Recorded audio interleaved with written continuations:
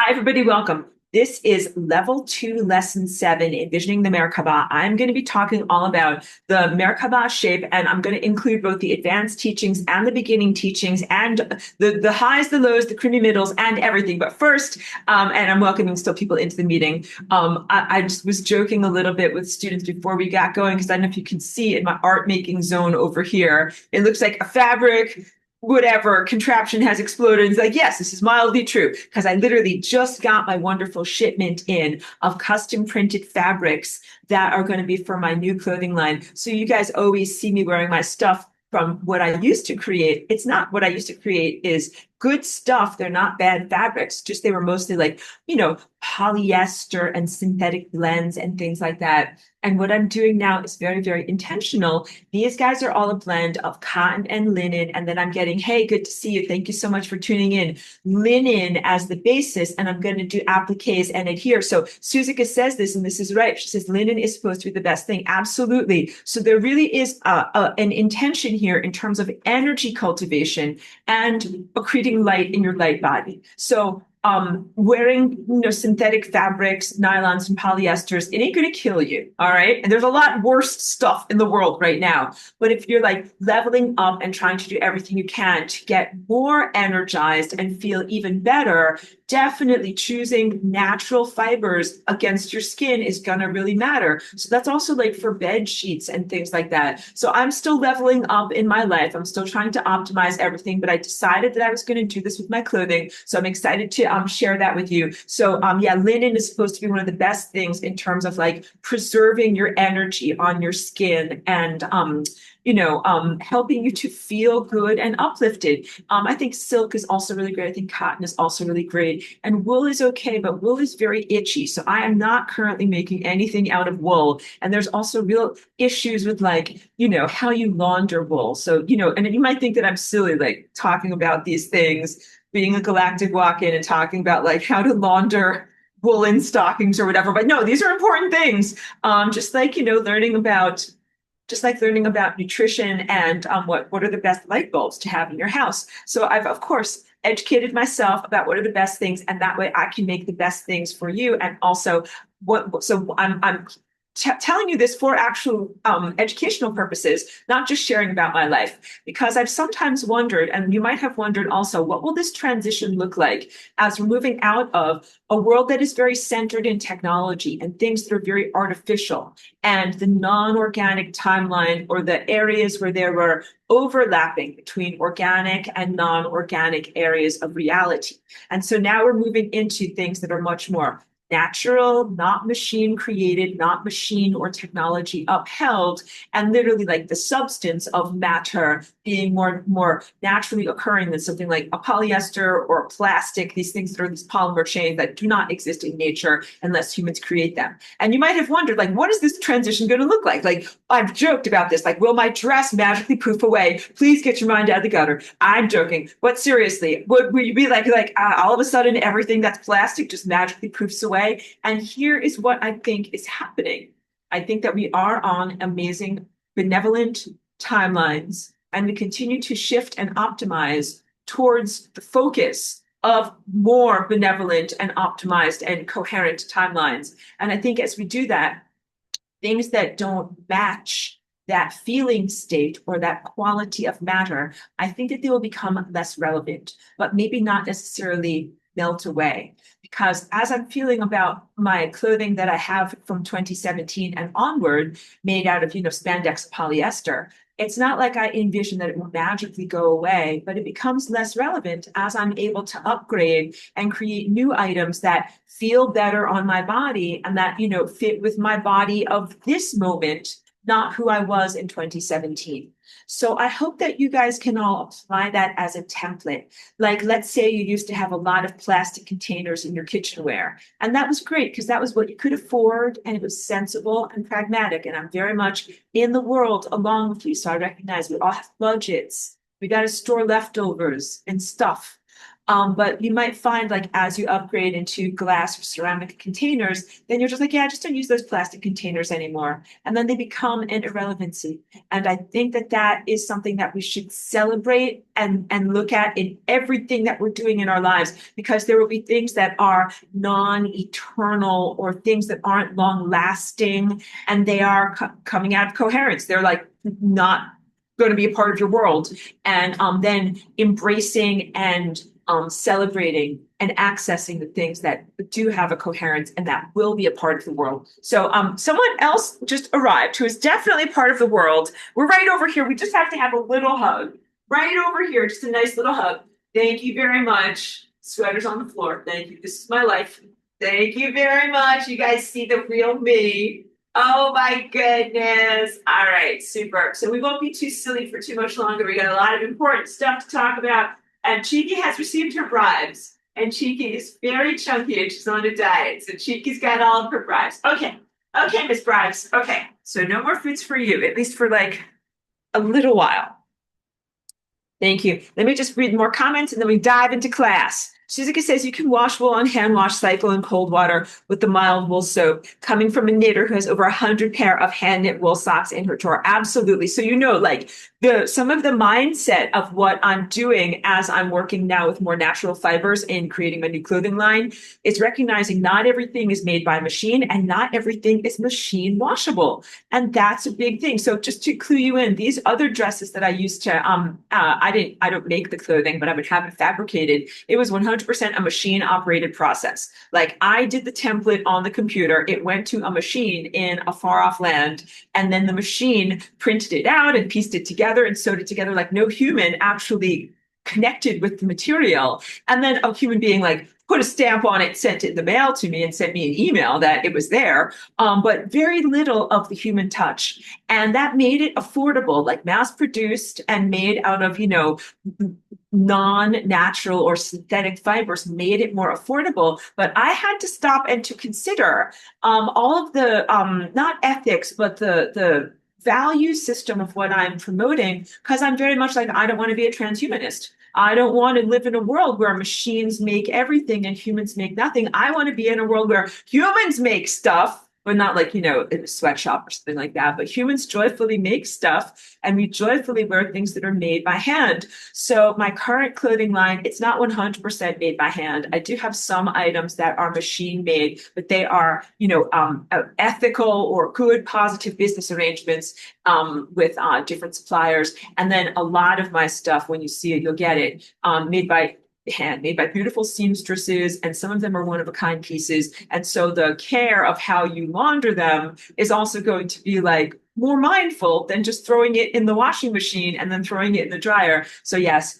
you will have to do cold water wash in the delicate cycle or by hand, line dry, and then iron it in a special way. And so when you get one of my garments, hopefully at some point in the future, I'll include a whole sacred scroll that is called Special Care Washing Instructions of this magical garment and how to make sure that it keeps on looking great over a long time. But that's the other thing that I'm still, of course, communicating to everyone. I'm making these things very intentionally so that way they will last for your future. And that way, if you get something that is more of an investment, that you will feel good about that because you'll have it for many, many years. So like I'm making things that have adjustable sizes. So that way, if you gain or lose a few pounds, that you won't feel like you can't wear that clothing anymore. So all these things I'm thinking about. So I know that that's not relevant to class. That's a different area of my life, but thank you for letting me just share that with you because it's a creative area and I'm excited about it. And it's a little bit of energetic weather report because you know what? I've been telling people this also. So important to plant seeds for the future. Like we are coming out of a very, very difficult and war-torn past 5 years. And we're just starting to create or enter into a new feeling state, level of reality, value system, however you would like to explain that. You do have to be in integrity. That's why I'm moving more towards handmade and, uniquely created artistic things as opposed to mass produced things. But also you have to plant seeds for the future. Because if you've only been feeling like you're barely hanging on, like you're barely getting by and you're barely surviving, and that's what it's been for a lot of people since the pandemic, it's so important to recognize that you've been through a struggle, but envision and plant seeds for the future. Envision a world where we have art, culture, and music, where you are living the best life, meaning like beautiful building techniques, unpolluted by EMF frequencies, positive, natural, organic food, positive community, and other good people around you. Because if you don't plant those seeds with your mind, and if you don't put your passion into those layers of reality, then you will not receive those things. So it is really, really important. Recognize very, very crappy stuff, acknowledged. Take some time right now to envision not only non-crappiness, but optimization and good stuff. And that is how you align with and create those futures. So this clothing line is my version of that. I'm always making artwork. I'm always painting and making music, even under the most adverse circumstances. But sometimes it's a real slog. Like sometimes it's like I'm gonna make a painting. Like it's very, very difficult. And that, has been, I'm sure, things you can relate to for the past several years. So it's important to imagine a time when it's like creativity flows naturally and you're feeling, happy and relaxed and doing the things that we are really here to experience, and doing things like enjoying being with your dog, or, a cat if the dog is not available. I'm joking about that. Okay, serious now. Page break. To have a sorbet. Get ready, because this is Merkaba. And Merkaba is ancient, for lack of a better word, technology or knowledge system that comes to us from the antediluvian society that we know as Atlantis. And in Atlantis, just like in here in this world, you teach your kids reading, writing, and arithmetic, or you teach your kids, like, here's how you tie your shoes, like basic life skills. Comprehending and performing the Merkaba is considered a basic life skill in our world. And the Merkaba should be considered both a basic life skill, an aspect of your spiritual or energetic immune system, but also a form of armor and a form of martial arts. So I was thinking today, as I prepared my notes for class, that it is somewhat similar to the martial arts that came out of the feudal society of Japan, where there was a peasant class and people there had to pretend that they're like, oh, like I'm just doing my morning exercise, but they are really cultivating themselves for battle in a world where they are not really allowed to be in battle. But it's not a 100% analogy. So it's more like this. This is what is truthful. The Merkaba, or star tetrahedron envisionment of energy around you, should be a natural form of expression of your soul, of your artistry, of who you are inside, and of your right to exist. Sometimes that looks like beautiful, voluptuous creativity, making things happen and creating amazing narratives in the world. Sometimes it looks like protecting yourself from pathogens, and sometimes it might look like actual confrontational battle. So the Merkaba should be considered a form of martial arts, but the loose analogy is like, you have martial arts, but then you might also have something like Tai Chi. That's just like, no, like I'm just moving my arms in a graceful manner and cultivating energy. So, because when I teach people about the Merkaba, I teach like you can swoop. You have permission to swoop. So, when you start to create this shape, you will have one layer rotating at the layer of your shoulders, and you will have one layer rotating at the layer of your hips down here.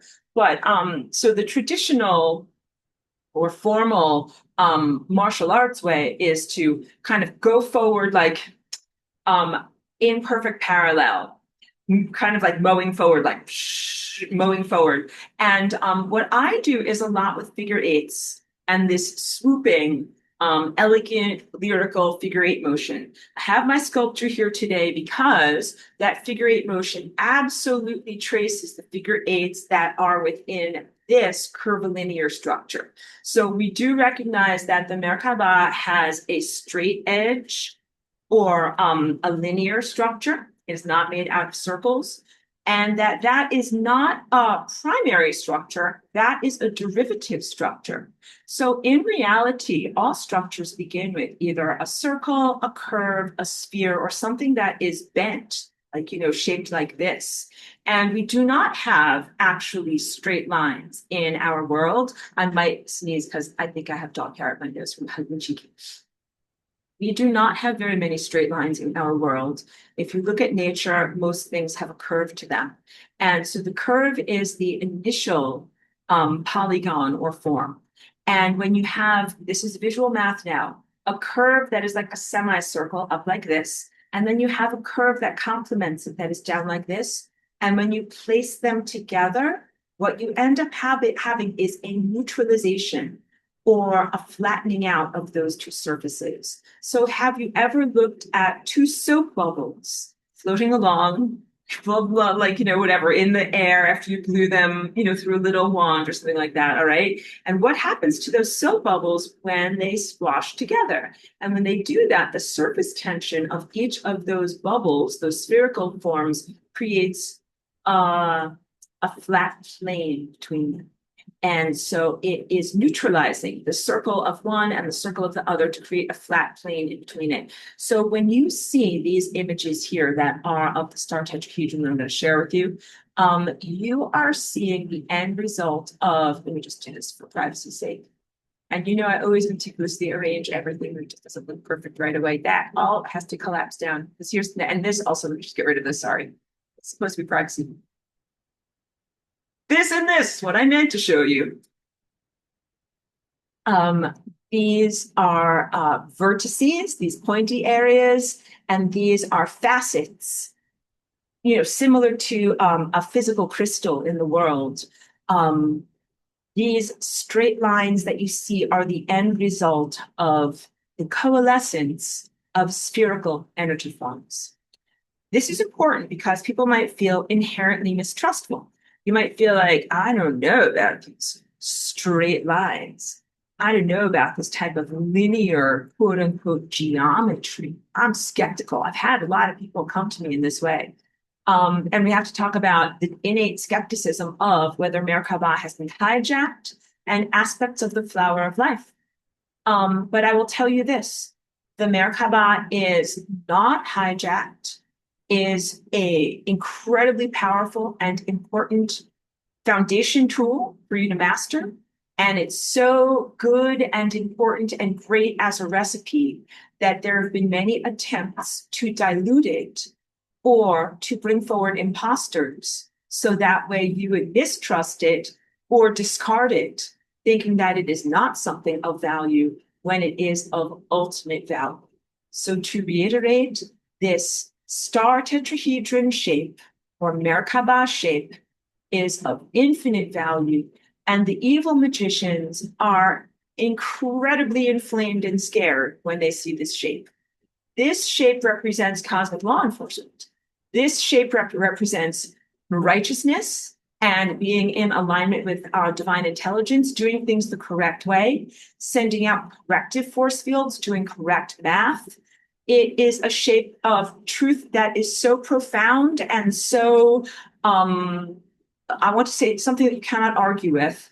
I don't know what the word is for that, but it is so profound and so at the foundation of what is truth, you cannot argue with it. This is like 1 + 1 = 2. And so for evil criminals, when they see this, they're like, oh no, OSHIT, cosmic law enforcement, because criminality and dark magic is the distortion of the fabric of space-time, where the Merkaba is the rectification of the fabric of space-time. Criminality, that would be the distortion of DNA, the distortion or misuse of wish-making, and the super use or superseding personal ego desires instead of doing what is right for the whole. That's what criminality is. And that's also analogous to the disease cancer, when one cell decides to do what is right for it and not do what is right for the entire body. So the Merkaba is really not the antithesis, but a completely different level of being, a completely different level of interactivity with time, space, and consciousness, a completely different level of responsibility of, for, and to the fabric of time, space than any level of dark magic. And I really had to bring that forward because I'm going to hydrate here, and thank you. I'm glad people are tuning into class. Some of the things that you can do with your Merkaba have to do with wish making and contributions towards reality, like reality creation. And there's a whole value system and ethics that you have to consider when you are doing that type of work, so that that way you are a contributor as opposed to a detractor. So that way, when I have to hydrate here, when you are making things happen in reality or making wishes happen,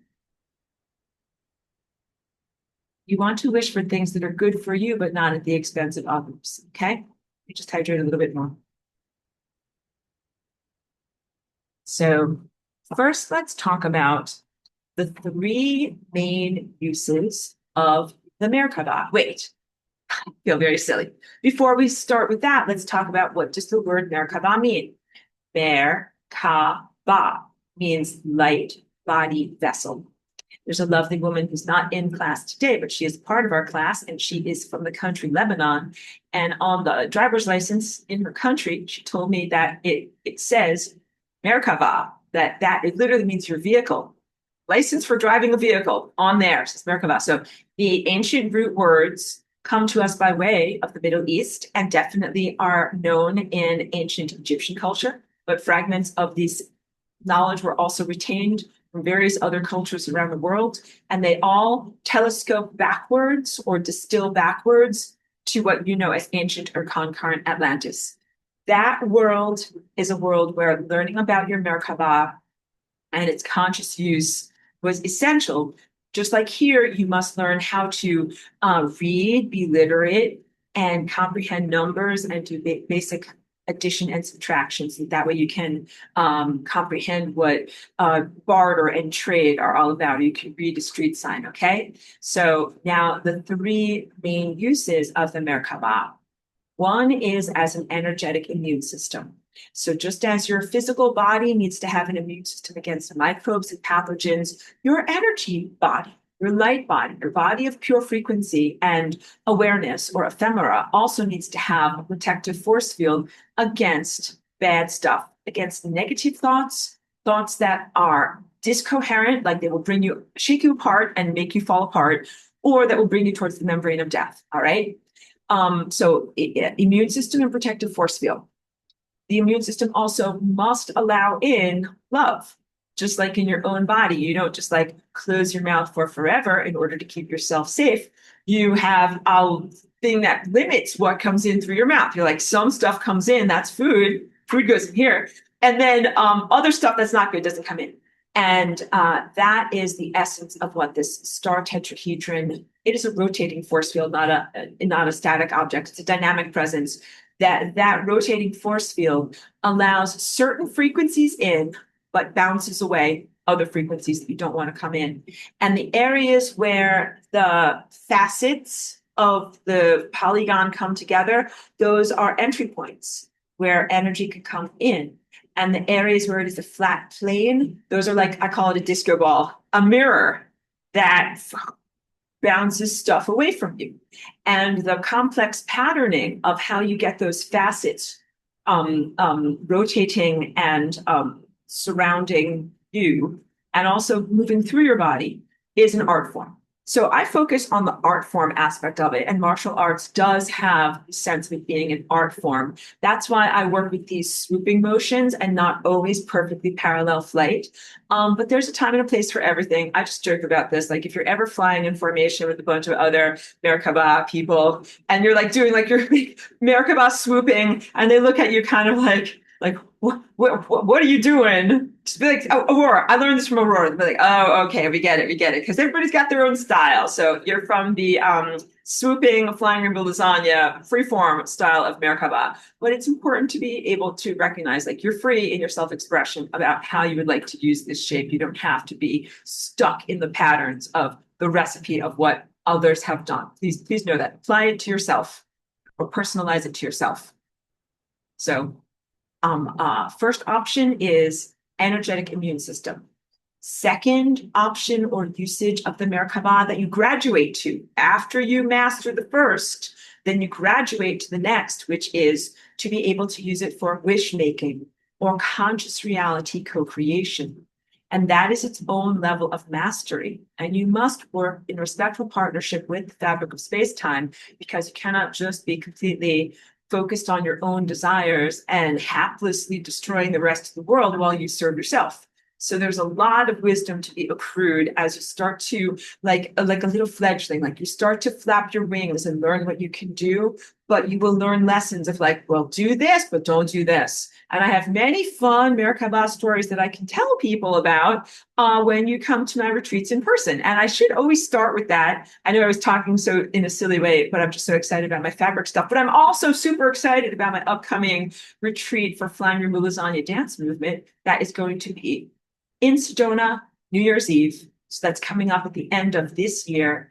And we're doing wonderfully. I think I already have maybe 5 of those spots filled for 10 people to be able to come and participate there. So if you're interested, please do contact me. And I'll always make sure that I have the application form and the brochures in the description of this video. So you guys can see all about the ticket rates, which accommodations are available, because there's different rooms and different places, and all other aspects of planning your travels to be able to be there. But I hope that you will come and be a part of that with me. I love to tell in-person stories.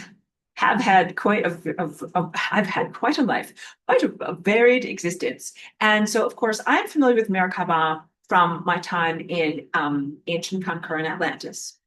When I came here as Aurora, or in embodying here as Aurora, I have had to learn how to use Merkaba, or how to apply it to this form. This is a food-eating body. Food goes in here, and not just purely a light-eating body. And also in this world that is a very polluted world. And so it's a slightly different approach, slightly different things need to be emphasized. I had to learn all sorts of new things. And this was all the way back, before the technology and other things of the past 5 years that have also made it like a very, very difficult place to try to embody and do this type of work. So I had to go through my own educational process, even though I already knew how to do this from a different time and place. It's like saying this, like, I know how to bake a cake in ancient Atlantis. Things were a lot easier there. And in baking a cake here, I've had to learn you have to do this and always do this and never do this and all these different things. So yes, I have many, many fun stories about how I was learning to make Merkabas and affect reality in this time and place. And not all of them will I share on the YouTube or public platforms, because, of course, I never want to imply that anybody did anything wrong. But sometimes you learn lessons that are like, I'm glad that nothing bad happened. But let's talk about, instead of going into fun aspects of Aurora stories, but basically come to meet with me in person, and you can ask me anything, and I'm totally unedited. So I want you to know, I do not live in shame of the things that I've experienced, but some things, discretion is the better part of valor. Some things you don't talk about on the internet. Okay. All right. For myself and others. Because I had to learn about what happens when you don't do things the right way. And some of those things were a lot perilous, but a little bit dangerous lessons. So let's talk about because I've done part 1, which is immune system, part 2, which is wish making. I should just say part 3 is interdimensional travel. And you only do the advanced stuff of part 3 when you have definitely mastered part 1 and part 2 to the utmost of who you are. So you do not just be like, well, I did that for 6 months, I think I'll just jump right into interdimensional travel. No. And also, past 5 years in this world have been the most non-advisable interdimensional travel times ever. And that's for anything I've told you about, not the best time to trip out on mushrooms or DMT or whatever. I'm not inherently averse to these things, even though I don't take them for my own body, because I have a very delicate Jenga tower of a brain. But the past 5 years, do not go swimming in shark-infested waters. This place is crazy. Do not try to go out there on these types of journeys. So also, not the optimum time in human history to go on these inner journeys. And also, if you went on an inner journey during this 5 years of garbage, polluted psychic waters with lots of dangerous sharks, if you haven't mastered the first lessons of the immune system, then like you're just gonna get eaten. And I don't want to see people get eaten, and it's not a good thing. I'm talking like when your soul gets eaten, definitely not a good thing. Okay. So, but let's talk about what the flying, not, I want to talk about, because some of you want to know, well, wait, how is flying removal on your manifestation different than Merkaba manifestation? We're going to do that when we talk about part, the second part of what this is, like the using it for wish making. But first, we need to talk about, as an immune system, what is the purpose of this? And many of you are smart people, and you have asked me throughout the years, and we always can go over this, like, those Atlantis people were so smart and they all had Merkabas. How come you got invaded or bad stuff came into the human genome, and how come it didn't just protect everything? And I would tell you, and I continually tell you, you're very intelligent and you're asking all the right questions. And thank you for your skepticism. We drink a little tea. I'm always like that too in movies. I'm always like, well, how come this and how come that? And like it's a positive personality characteristic to be intelligent and be skeptical. A Merkaba doesn't protect you. Sorry, start again. The Merkaba doesn't mean that nothing bad will ever happen to you.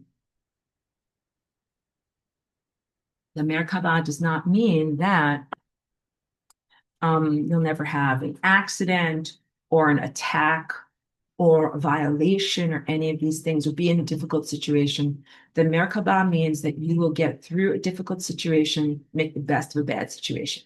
So now is when I use positive anecdote that's not going to get anybody arrested from my past.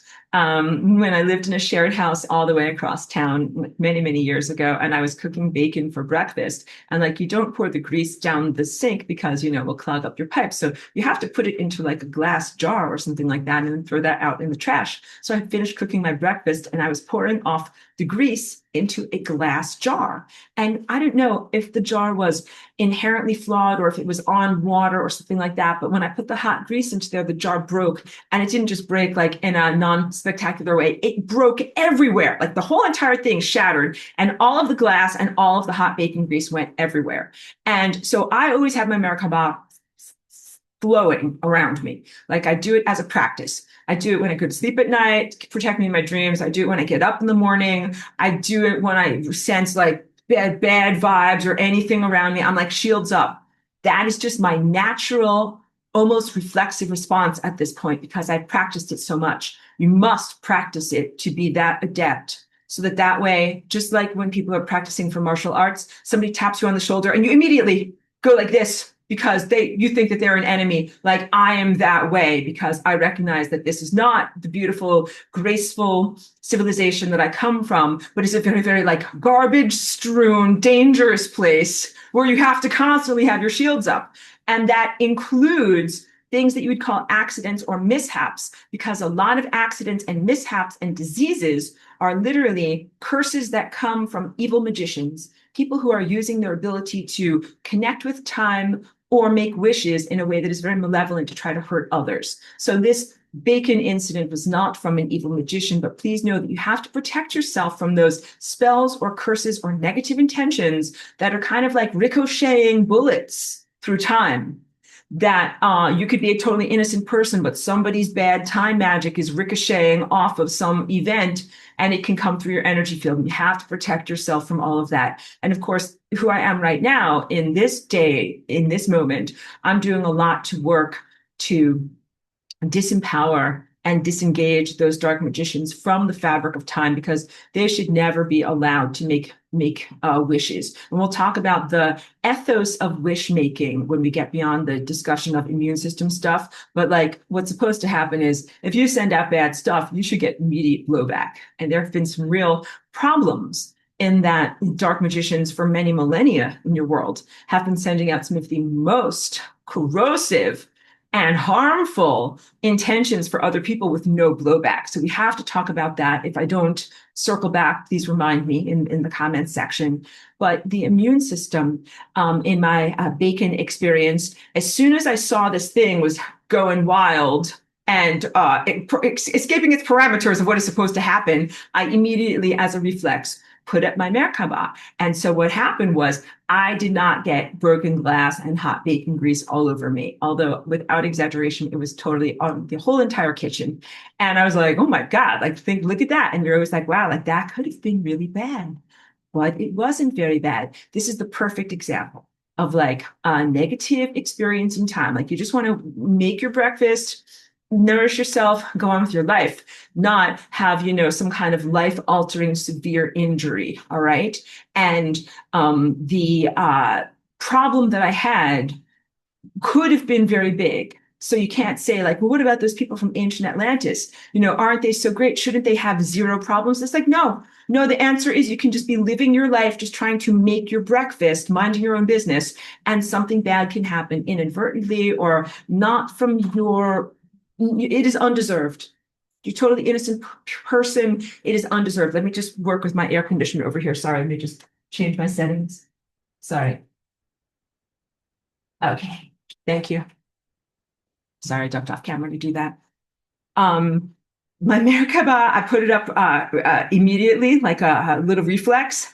And so I protected myself. And the key point is not only did I protect the flesh of my body, but I protected my presence in time. Because if I had been injured, I would have had to go way off of my path. Like, you have to like get medical attention, stop your regular activities, heal your body, and then get back on track for all the things that you're supposed to do. All right. This is very, very big stuff. It's not just a injury to your body. It is the assault on time that happens when you then aren't able to do the activities or be in the time stream of the events that you're supposed to be in. So when you do your Merkaba in the correct way, what you're really doing is not only protecting yourself and optimizing your own flight through time, you are helping to assure that you will be in the right place at the right time. Because like, let's say, okay, if you get run over by a car over here, you're definitely not going to live and be here at this moment when you need to do something to help someone else or whatever, write a sonata, do something for humanity. Keeping yourself alive and healthy and in one piece is essential for being able to be here to share your gifts with the world and give good stuff. And that's a service to time. Like you're protecting yourself, not only for yourself, but also because it's important for you to be here and to be here in one piece. So what happened with the bacon incident?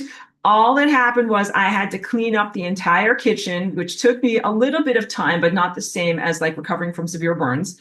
And a whole roll of paper towels and a lot of Windex. I had to clean things up a lot, but that's it. And then, so I uncomplainingly cleaned up the whole place. And I was like, yeah, I am glad that this didn't go worse, to happen worse than it could have. And then I went on with my life. That is the essence of what Merkaba is. So you don't have to walk around in fear. People walk around in fear because they're like, oh, like what's going to happen? What if something bad happens? And that's also anxiety or anticipatory fear. And you're like, well, what if this happens? What if that happens? Maybe I should never eat bacon because bad things can happen. But like anything can explode. Anything can happen. Like there's household accidents are, the potential for them is a part of life. And now we get into very, very real questions about the calculations that are the potentials, the force fields of your life. Like these are non-arbitrary calculations, non-arbitrary potentials. And so I told you about this other experience that I had one time walking my dog. We're on the side of the road and a car comes around the curve and they kind of came close to us, but then we didn't get smushed or anything like that. But I remember thinking like, oh, like good, I could have gotten smushed if things hadn't been going in the right way. And I got a very clear insight that actually, no, there was actually no calculation of swooshage of whatever mutilation of me and my dog on that day. We were meant to stay alive. And so the car did not run us over. So please know that the peripheral time possibilities that exist in all of our time vortices are non-arbitrary and non-random. And although there are very, very many different variations on your life where you die, and only one variation where you actually make it to eternity. The variations where you die are not random and arbitrary, and they are. So this is important stuff also in terms of facing the dark magicians who would like to make all of us die through random and arbitrary stuff. Like they treat life like a used Kleenex, like you use it, you throw it away, and then you don't care about this anymore. Let me just get rid of distractions over here. You are not like that at all. The dark magicians try to take away from the sanctity of all life and the sanctity of not sanctity of death, but like the profundity. Like if death does happen, it is not some cheap, stupid, random, arbitrary, contrived thing. It is actually a very amazing, meaningful mistake. And because if you think about the actions of dark magicians, also, it's very much about the violence of random, non-productive violence and war, which is pretty much just meat grinder stuff of taking the unlikelihood of people's beautiful lives and just be like, yep. And then they went to a war and they all got mowed down by a machine gun, and then they all, died and became meatloaf. Like that, and apologies, of course, I'm being very socially inappropriate how I talk about these things. But that is part of dark magic and the removal of meaning from existence, the removal of intelligence, the removal of light, even the removal of light, meaning, and intelligence from the events that might add up to an incorrect calculation, where you can have an incorrect calculation that I always joke about the clipboard, like you will meet your clipboard at the end of your life and have it be a illuminatory experience that tells you like, oh, here's all the things that you do wrong and that you should do things better. And so there is such a thing as a meaningful death or miscalculations that are important for you to learn from, as opposed to a type of just being discarded, meaninglessness, and things that are contrived from the dark side to take away from the meaning of your journey.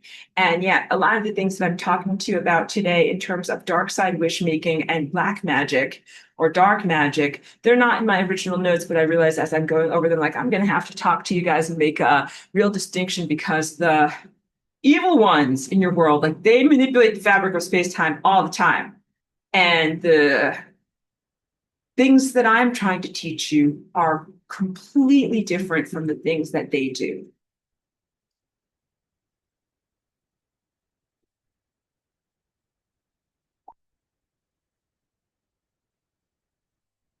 You should contribute to time. You should just getting, I want you to know I always put my thing on personal, and I do not know why distractions and notifications come through, even when I put my thing on personal, because it does make it very, very difficult to talk. And if anybody knows me in my life, like, do not distract me on Wednesday afternoons when I'm trying to talk about stuff. People.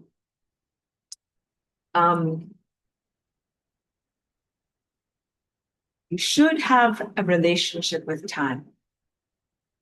You should express your desires of what you want to experience. Part of your right to exist here in the world. But you should not express desires of just destruction.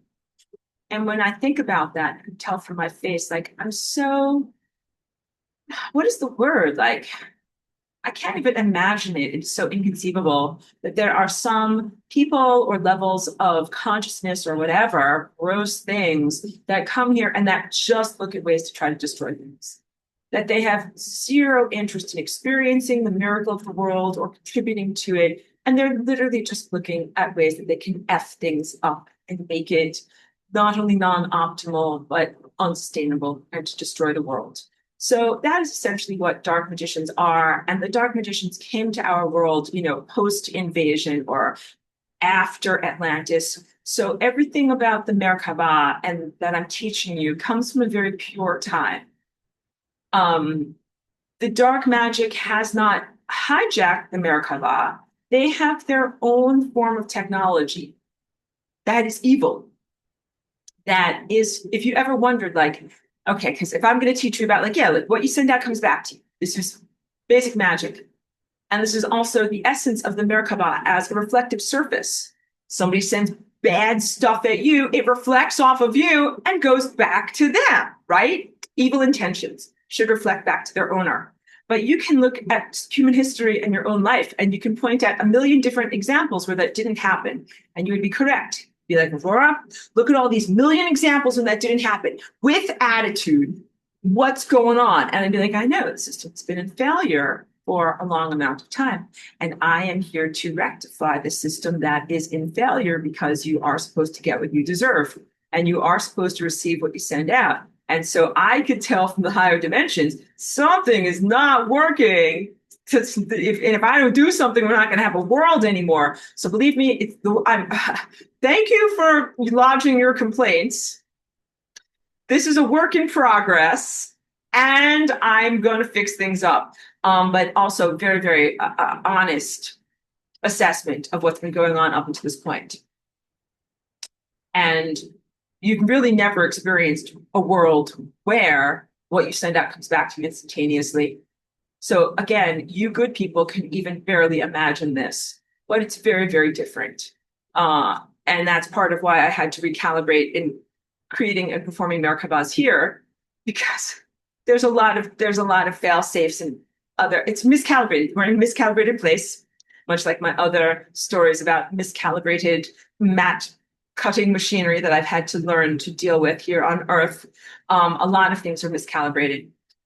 And so that has made it very difficult to be able to correctly and righteously connect with time. But in a pristine world and coming from the highest level, you are supposed to connect with time. You're not supposed to come here and just be a passive, like nonsense person and just be like, blah, blah, blah, I don't do anything. Like, you're supposed to do stuff. You're supposed to be excited, inspired, active, engaged. You're supposed to want to do stuff and to make stuff. And that's what the use of the Merkaba for manifestation is about. But you're not supposed to want to be like, oh, I hope I manifest like the end of the world or destroying a lot of innocent people. Like, that is terrible. But you do have people in this time and place who are doing exactly that. And they're almost 100% in love with technology. So a lot of the technology that they are creating is inherently life destroying, not life affirming. And that these are some of the things that are, where, pieces of paper over here.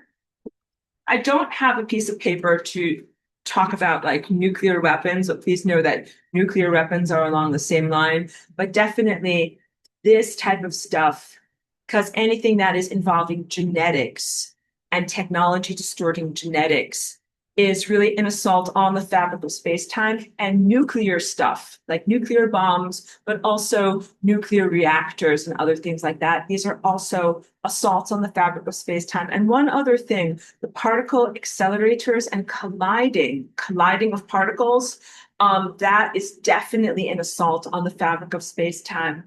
And you can't have people in the world doing that type of stuff to the fabric of reality and hope that you will still have a fabric of reality, because all those things are like stabbing the fabric of reality. Like, you are not going to have a world if you keep on doing that. And of course, like, so you are not directly responsible for that, but there are others in your world that are responsible for that. And you can't cohabitate with them anymore. Like, that is not going to happen. And there, of course, I'm sorry that I'm so fragmented in how I'm telling you this story, but those modern day current technologists and scientists and educators in universities are the direct descendants or outgrowths of the people that are in Atlantis that make terrible choices about not fighting against the invaders and aligning with the invaders' technology that comes into our world.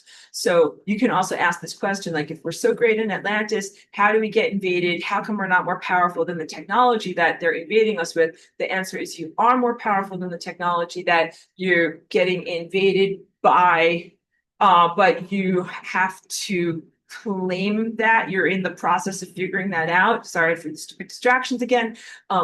You have to show that you are more powerful, because that stuff is trying to write an artificial narrative that it is more powerful. So you cannot be like, well, wait, look, we're in this world. We got our asses kicked. I guess they're more powerful. No, they are showing you an illusory world that is attempting to fool you so that you will then draw incorrect conclusions. And you have to be like, oh, no, I know that I am more powerful in my natural divine connection and my innate ability to create a Merkaba with my mind, my pineal gland, with my connection to my physical cellular body, and with my innate connection to time, than these evil scientist priests are with their artificial particle accelerators, molecular chemistry, CRISPR mutilators, and various other levels of technology and dark magic throughout the ages. All right?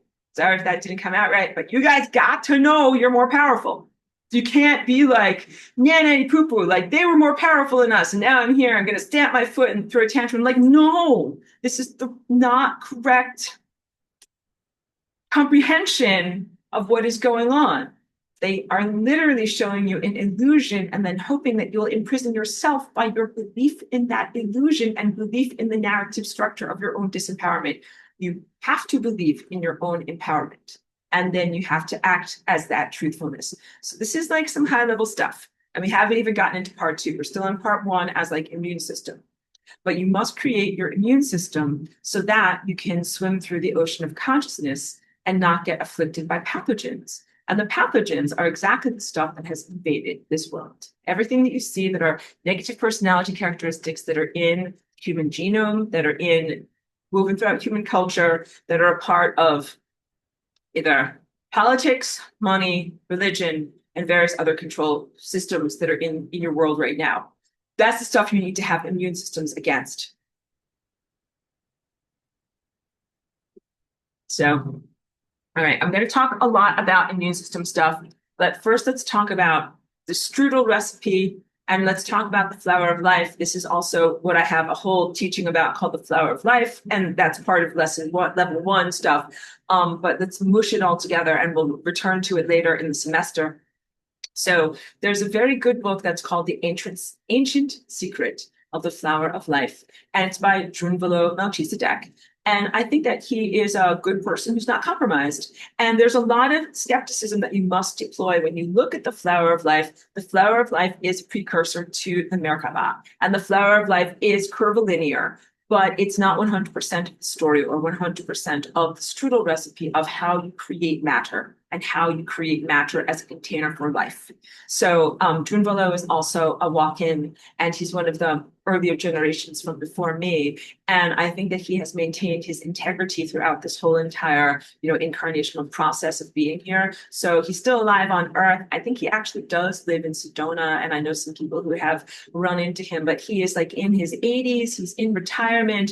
He's not very active. He doesn't do very much. And I think, again, that he did a good job in the 1980s, like many, many decades ago, of bringing forward some of this ancient knowledge. So the concept of the flower of life and really this true spherical nature of the flower of life is something that is contained within your biological form and something that we all knew about in ancient concurrent Atlantis.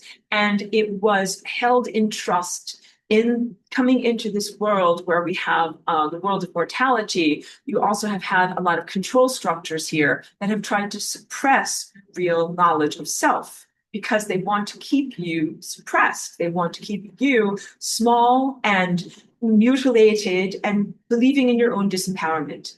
These are lies of disempowerment. So you must overcome an enormous amount of lies in order to come to the truth of your own divinity. So the fragmented knowledge of ancient Atlantis, I want to say ancient concurrent Atlantis, but of the realm of Atlantis was held in various different civilizations. Like there's a little shard, a little fragment that is held in Mesoamerica, like Central America, the Maya civilization. There's a fragment that was held in the Hindu civilization. There's a fragment that was held in China, fragment that was held in India, a fragment that was held in ancient Egypt. Like it's sprinkled throughout. And now you're in the time when all of these fragments are made available and not held in secret. because you need all these fragments and it's your job to put them all together. So you have to use discernment and you have to, know how to integrate all this information from these various different places. Just collecting my thoughts for a moment.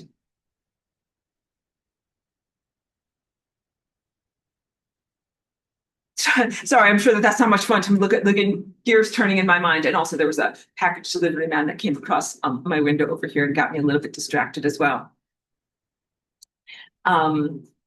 So the flower of life is from ancient Atlantis and ancient Egypt. And that's where Drunvalo talks about it, seeing it in some ruins that are in ancient Egypt.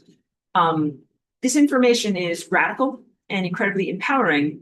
If it had not been suppressed and held in mystery schools and non-overt traditions, it would have been eradicated by the control structures. So it had to be something that was quiet and passed from generation to generation, mostly as oral transmissions from like guru to disciple, in order to teach people how to cultivate themselves in these times of suppressed consciousness.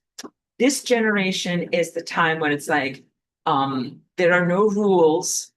All secret boxes are opened.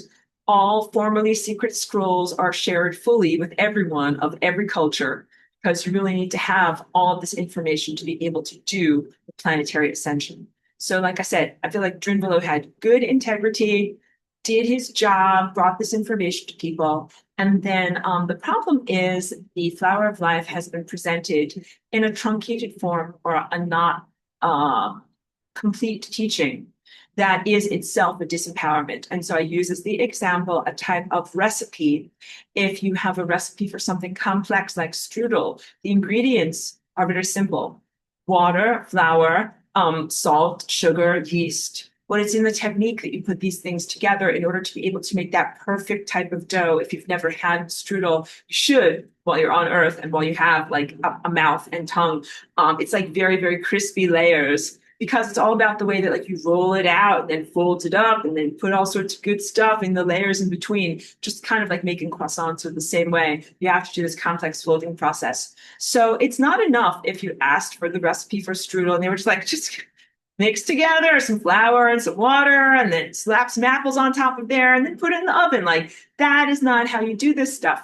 So the transformation of the body and the cultivation of your energy field is something that is incredibly complex, is required for your consciousness freedom.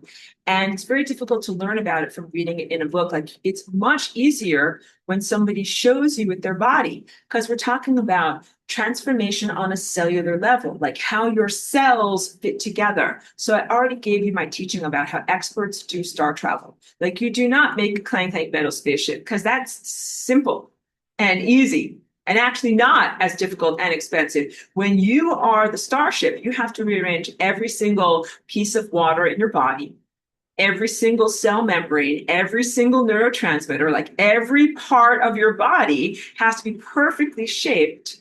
And then that allows you to do this level of interdimensional travel. So this is truthful when we're talking about the Merkaba and stage 3, or what you need to do to be able to become an expert and travel using your Merkaba from one layer of reality to another layer of reality. So the satellites that I'm hugely not enamored with around this planet right now are a giant force field that prevents you from being able to travel interdimensionally, something that should be your birthright and that you should be able to explore in this moment for aspects of your own freedom. And so that way you can do like little journeys in preparation for a bigger journey. And you're not getting that opportunity to make smaller journeys and grow your muscles and your fledgling wings because some stupid, rich, evil guy put a bunch of satellites around your planet. And it's not just that you are having difficulty transcending the physical barrier at the stratosphere, but the stratosphere is connected through Earth's magnetosphere to each one of your own bodies. It's as if you put a giant, like, concrete barrier on your own mind that makes it very difficult for you to travel interdimensionally. So when we talk about the possibility of doing number 3 of the fun things you can do at the Merkaba, please know that it's not even just like a garbage strewn reality, trying to swim through garbage, or dangerous sharks, but it's also like concrete. Like you're going to dive into a pool of concrete, smash your head on there because it's not actually a place that you can swim through. Like that's what these frequencies are like. They're like a barrier, not like an ocean you can swim through. Apologies for that analogy that I just brought to you.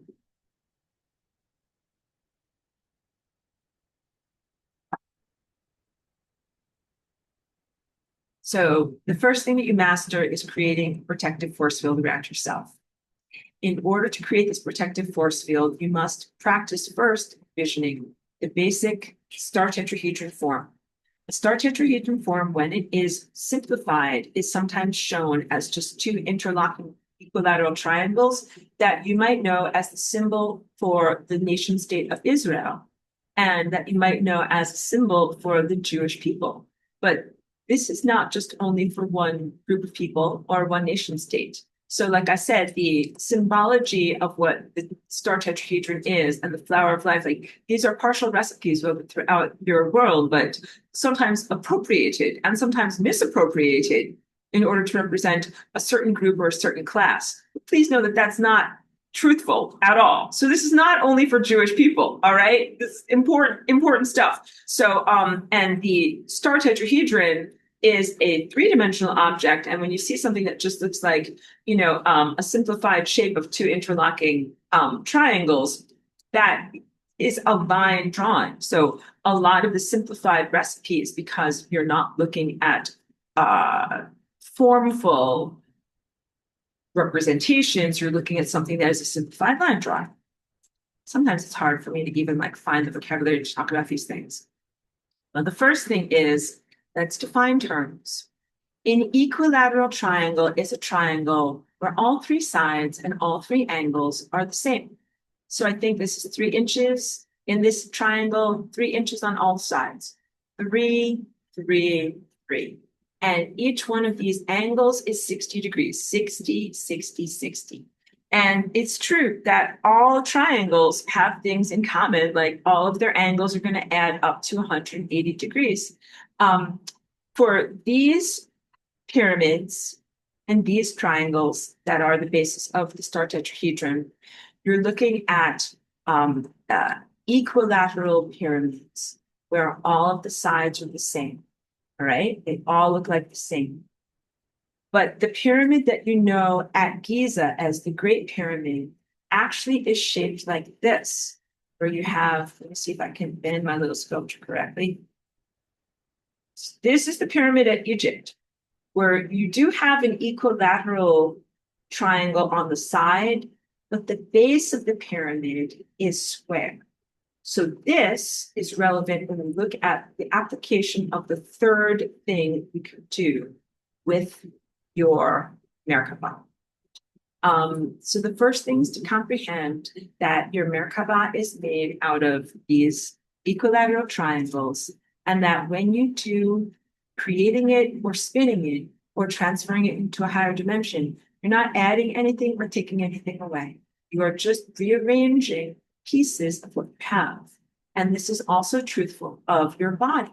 So in order to travel interdimensionally, not like first I will chop off my elbow and then I'll fit through the interdimensional door. No, your elbow must travel with you. You must transform and reconfigure your elbow so that it fits through the door. Like your cellular presence must be reconfigured so that way you can travel interdimensionally. I'm wearing my proper outfit so I can show this to you. Okay, so the first thing in doing the Merkaba, you recognize it is an envisionment, something that you're projecting with your mind. Your ability to project and envision things with your mind is directly related to your pineal gland. We did this in class already. The amazing movie projector up here that creates and shapes light as it flows through and around your body. You're going to get down on the ground, so I'm going to tilt my little thing over here. And of course, move some dog toys out of the way.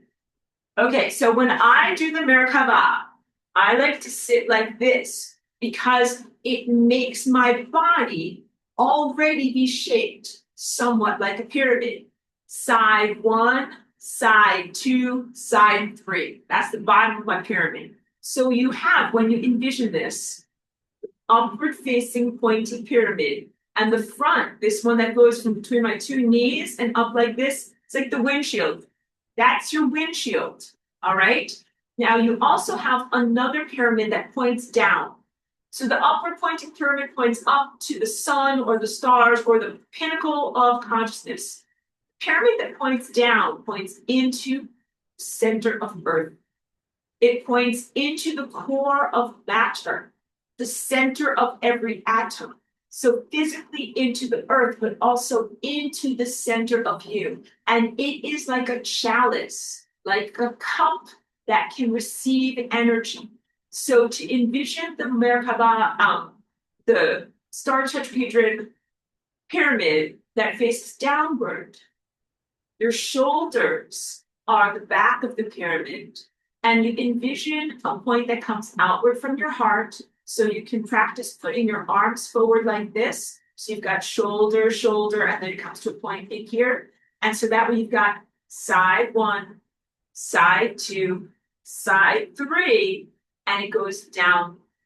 And when I do the Merkaba, you get these guys spinning. First, you have to envision them around you. But then once you see them as an object or feel them as an object, you envision the one that comes outward from your heart. I'm a woman, I spin it around to the left. And that spins at shoulder height. And then I envision the one that comes out from the base of my spine, right here, spin it around to the right. And I envision them intertwining. See how my hands are intertwining like this? That's part of the artistry of what I'm doing, okay? I'm going to stand up so you guys can hear me more easily.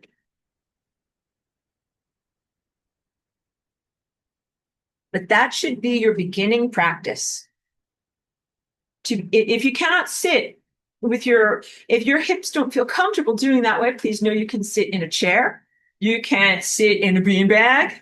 You can do the Merkaba lying down. Please know that you are not required to have to sit with your legs folded like a pretzel. But I feel comfortable like that, and I like the way it makes me feel like I'm shaped like a pyramid. The very first thing you want to do is be able to envision the Merkaba around you. And then the next thing you want to do is work on the practice of envisioning the counter-rotating fields. Males, you want to spin your Merkabas in the opposite or complementary direction of myself as a female. Please experiment with how this feels correct to you.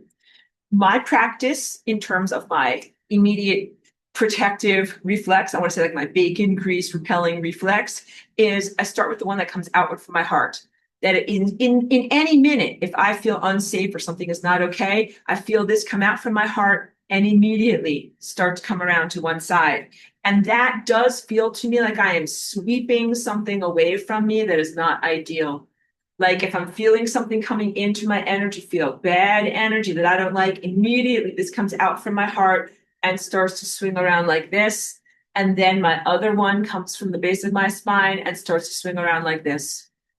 When I do my flying rainbow lasagna dance, sometimes people might see me make a little fast motion like this. And that's my little shorthand, like shields up.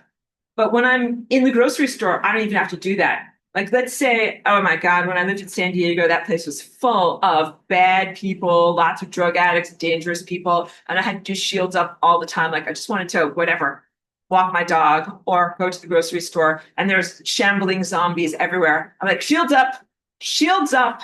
And also, so what you need to comprehend, and I feel like I'm very fragmented in my presentation today, so many apologies.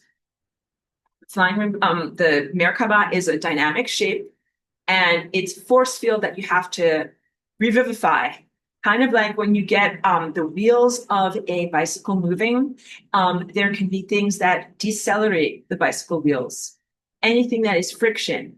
And these are some of the negative presences that you might encounter, like a zombified drug user in your neighborhood. They're going to slow down your bicycle wheels. They're going to, if you have a nice spinning Merkaba around you and you go out, la, la, la, feeling so great, and you find this horrible person, their energy field and all of their cuckoo bananas energy it's creating a friction on you, and it starts to slow down your energy field, like slowing down your bicycle wheels. And then you got to pedal. You got to add energy to your energy field. You got to be like, oh, that doesn't feel too good. Shields up. Energy, energy, energy. So you recognize it's an act of willpower to create and uphold your energy force fields, something you must practice and cultivate. And it is harder in adverse circumstances. That's why I moved away from that terrible neighborhood, because those people were horrible. Yeah, and I spent a lot of energy all the time shielding myself, shielding my dog, shielding my apartment, shielding this and that. Like, you can live in non-optimum environments, but you will just spend a lot of your daily energetic budget just on shielding, and none of that is very much fun. So with the idea of the Merkaba, you should not be like, well, I'll put up a Merkaba so that way I can go directly into the sewer of frequency, like the worst neighborhoods. Like, no, no, please get out of bad neighborhoods. All right. Please listen. Please listen. You don't have the Merkaba so that way you are like impermeable and you're just gonna whatever, go, like I said, the worst neighborhoods, or like, confront the most evil drug zombies or whatever. No, have a shield so that you can be protected, get away from bad stuff, not so that you can be endlessly subjected to bad stuff. It's really, really important to comprehend that. Just like with your immune system, think of your shielding of your Merkaba like your immune system. You have the capacity to get rid of a certain number of pathogens. Like when you eat some berries from the farmer's market, that stuff is farm fresh, farm to table fresh. And that means like there might be worms on it or mold or something that's bad. That's not really very delicious. It's not raspberry delicious. And your body can take a certain amount of that because your body's like, oh, here's the delicious raspberries. I want to come inside of me. Here's mold. Get this mold out of me. But you're not supposed to eat a whole big giant sundae full of mold. That sounds disgusting. Or swim in a bathtub full of mold or a bathtub full of worms. Get it? Your body has an immune system. You can deal with a tiny amount of mold spores or 1 or 2 worms getting inside of you. You should not swim in a bathtub of worms. The idea is horrific. Same thing with bad energy. You can deal with a little bit of bad energy. Have your Merkaba up. Have your shielding effective. You can deal with some bad people, bad intentions, malevolent spells, or non-optimum event structures in reality. But you should not swim in garbage. You should not be subjected to a constant like fire hose of bad ideas, bad energy, harmful intentions, and things that are corrosive in time. And anybody can get corroded from that. And this is truthful also of like, we're talking about cultivating your diamond body. This is actually not diamond. This is like a fluoride octahedron, but let's just say like you're cultivating your diamond body, right? Say this is a diamond. I'm so rich. Like I have a giant diamond. Wait, where's my giant diamond? I'm so rich, guys. I have a giant diamond. Really, I'm getting married. It's big. But diamonds, although we think of them as the epitome of that which is very strong and indestructible, it can be destroyed. If you take like a blowtorch or an acetylene torch, you can burn diamonds. Like you can, if you apply a flame that is intense enough, diamonds are carbon, and you can burn and destroy them in that way. So this has everything to do with different philosophies. Once you create your diamond body of spiritual attainment, it does not mean that you should like go directly into garbage or evil or malevolence because like like now I'm made out of diamond, nothing can hurt me. No, even those of us who achieve this impermeable, incredibly powerful, diamond presence in our energy bodies, in our waters of our bodies, in our DNA, in our divine connection, you can get burned or destroyed in some way. Like, because we think of it as like the diamond body and it's indestructible. But let's say you throw it into a quasar and turn the quasar up to 10 million. Like everything has a limit, is what I'm trying to tell you. And I don't want to program you for failure. I want you to be sensible. Like there are consequences to actions, and that all of these things are being stress tested right now. Like in your planetary ascension, there's a lot of evil magicians that are like, oh, you got a diamond body? Well, let's throw you in a quasar and turn it up to 11 and see if you can survive this. Like, you're not built for that. You're not supposed to be built for that. You are actually supposed to be built to have a protective force field around you and key point, the capacity to get away from bad SHIT. And I told you about that in class last week, the doctrine of stratification of energies. That's like, energy seeks its own level. So you're not supposed to hang around with the worst, most evil crapola in the world. You're supposed to be like, I'm good. I'm diamond, divine, good consciousness, and that's crapola. I'm going to go somewhere better instead of being corroded by the presence of that crapola.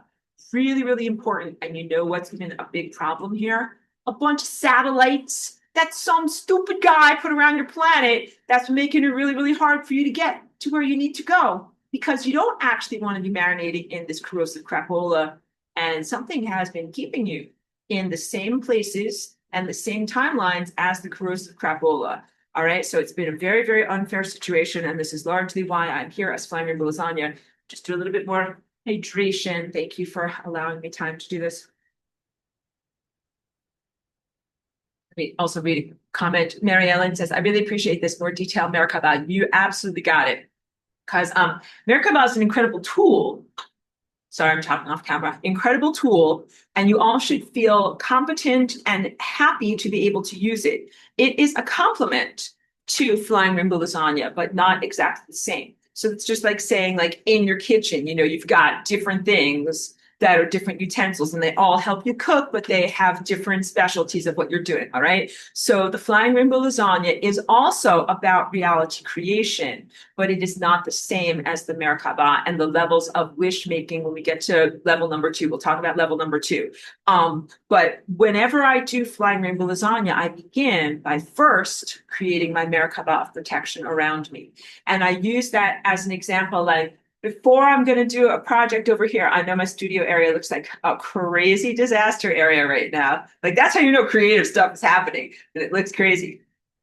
But usually what I do is I clean the place up. Before I'm going to start a new project, I usually clean everything up, and I even Windex my table and make everything nice and clean and great. And then I also make sure that like it's prepared to be able to be a undisturbed creative space.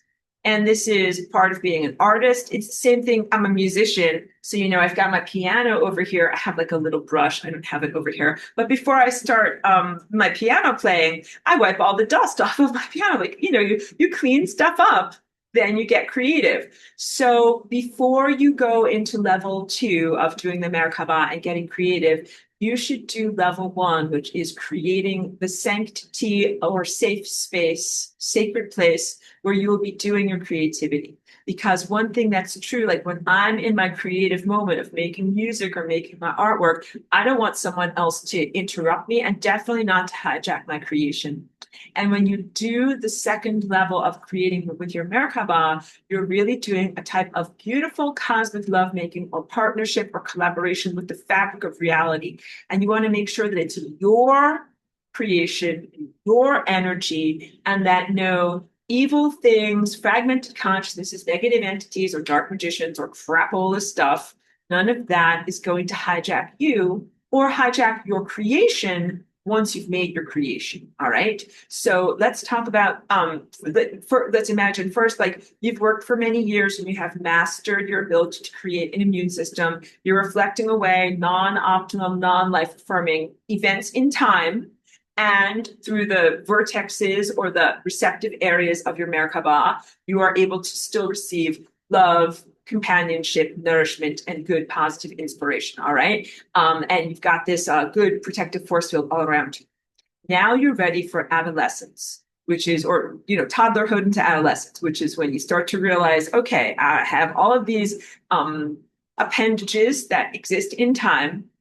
And how can I be powerful? So when you're a little tiny toddler, you're like, I do it myself, right? Like if you've ever been a parent, or like if you've been like me, like I'm a babysitter and a nanny for many years, you're like, well, okay, kid, you want me to pour out that juice for you, or do you want to do it yourself? And the kid is always like, I do it myself. And then they do it like this, and everything is going everywhere. And then you're like, good job, little kid. You really tried hard. And then you're like, get the paper towels, wipe it all up. Because that's how you learn. Learn by making mistakes. And those of us who are like the older, overseers have to be like, oh my God, like this kid can't get anything right, but he's learning. He's learning. And that is positive. And you should think of yourself in that way too, like as a toddler of consciousness. You're like, all right, I'm trying to make stuff happen in time, like pouring juice all over. I don't know what I'm doing. But don't worry, there is such a thing as the learning curve that's appropriate for you. But you should not malevolently try to mess up time. You should be trying to do your best. So, like sometimes kids knock things over by accident, but that's very different than like taking your glass and dumping it out like this, being like, there you go. Babysitter made a big mess for you, clean it up for me. We don't do that. We don't do that. And if you do that, you definitely get smacked down from the cosmos. But you're going to be like, but Aurora, these naughty magicians have been doing all sorts of very worse things. They've been pouring their SpaghettiOs all over the floor. How come they're not getting their smackdown from their nannies? And how come they're running around and making a big mess? And the answer is because of technology. Technology is what they have been using to artificially connect their wish-making capacity to time and to avoid consequences and to send negative, impactful thoughts to other people without receiving blowback themselves. So I am definitely here to eradicate that level of harmful technology because you should learn. This whole entire thing is set up so that if you do a bad job, learn. Don't do a bad job. And if you learn, you're learning those lessons yourself. You're not learning those lessons all over someone else. Again, apologies if that didn't come out right, but like you have take responsibility for your own mistakes. You're not just like making a big giant mess that everyone else has to clean up. So there's a lot of scientists and objective materialists who are doing this stuff, and they're making a big mess in time. They are not prepared to clean up at all, and it is very much making me mad. I'm like the babysitter, and I'm very mad at them because they are totally naughty children and they're not learning and they're not changing or growing. Okay.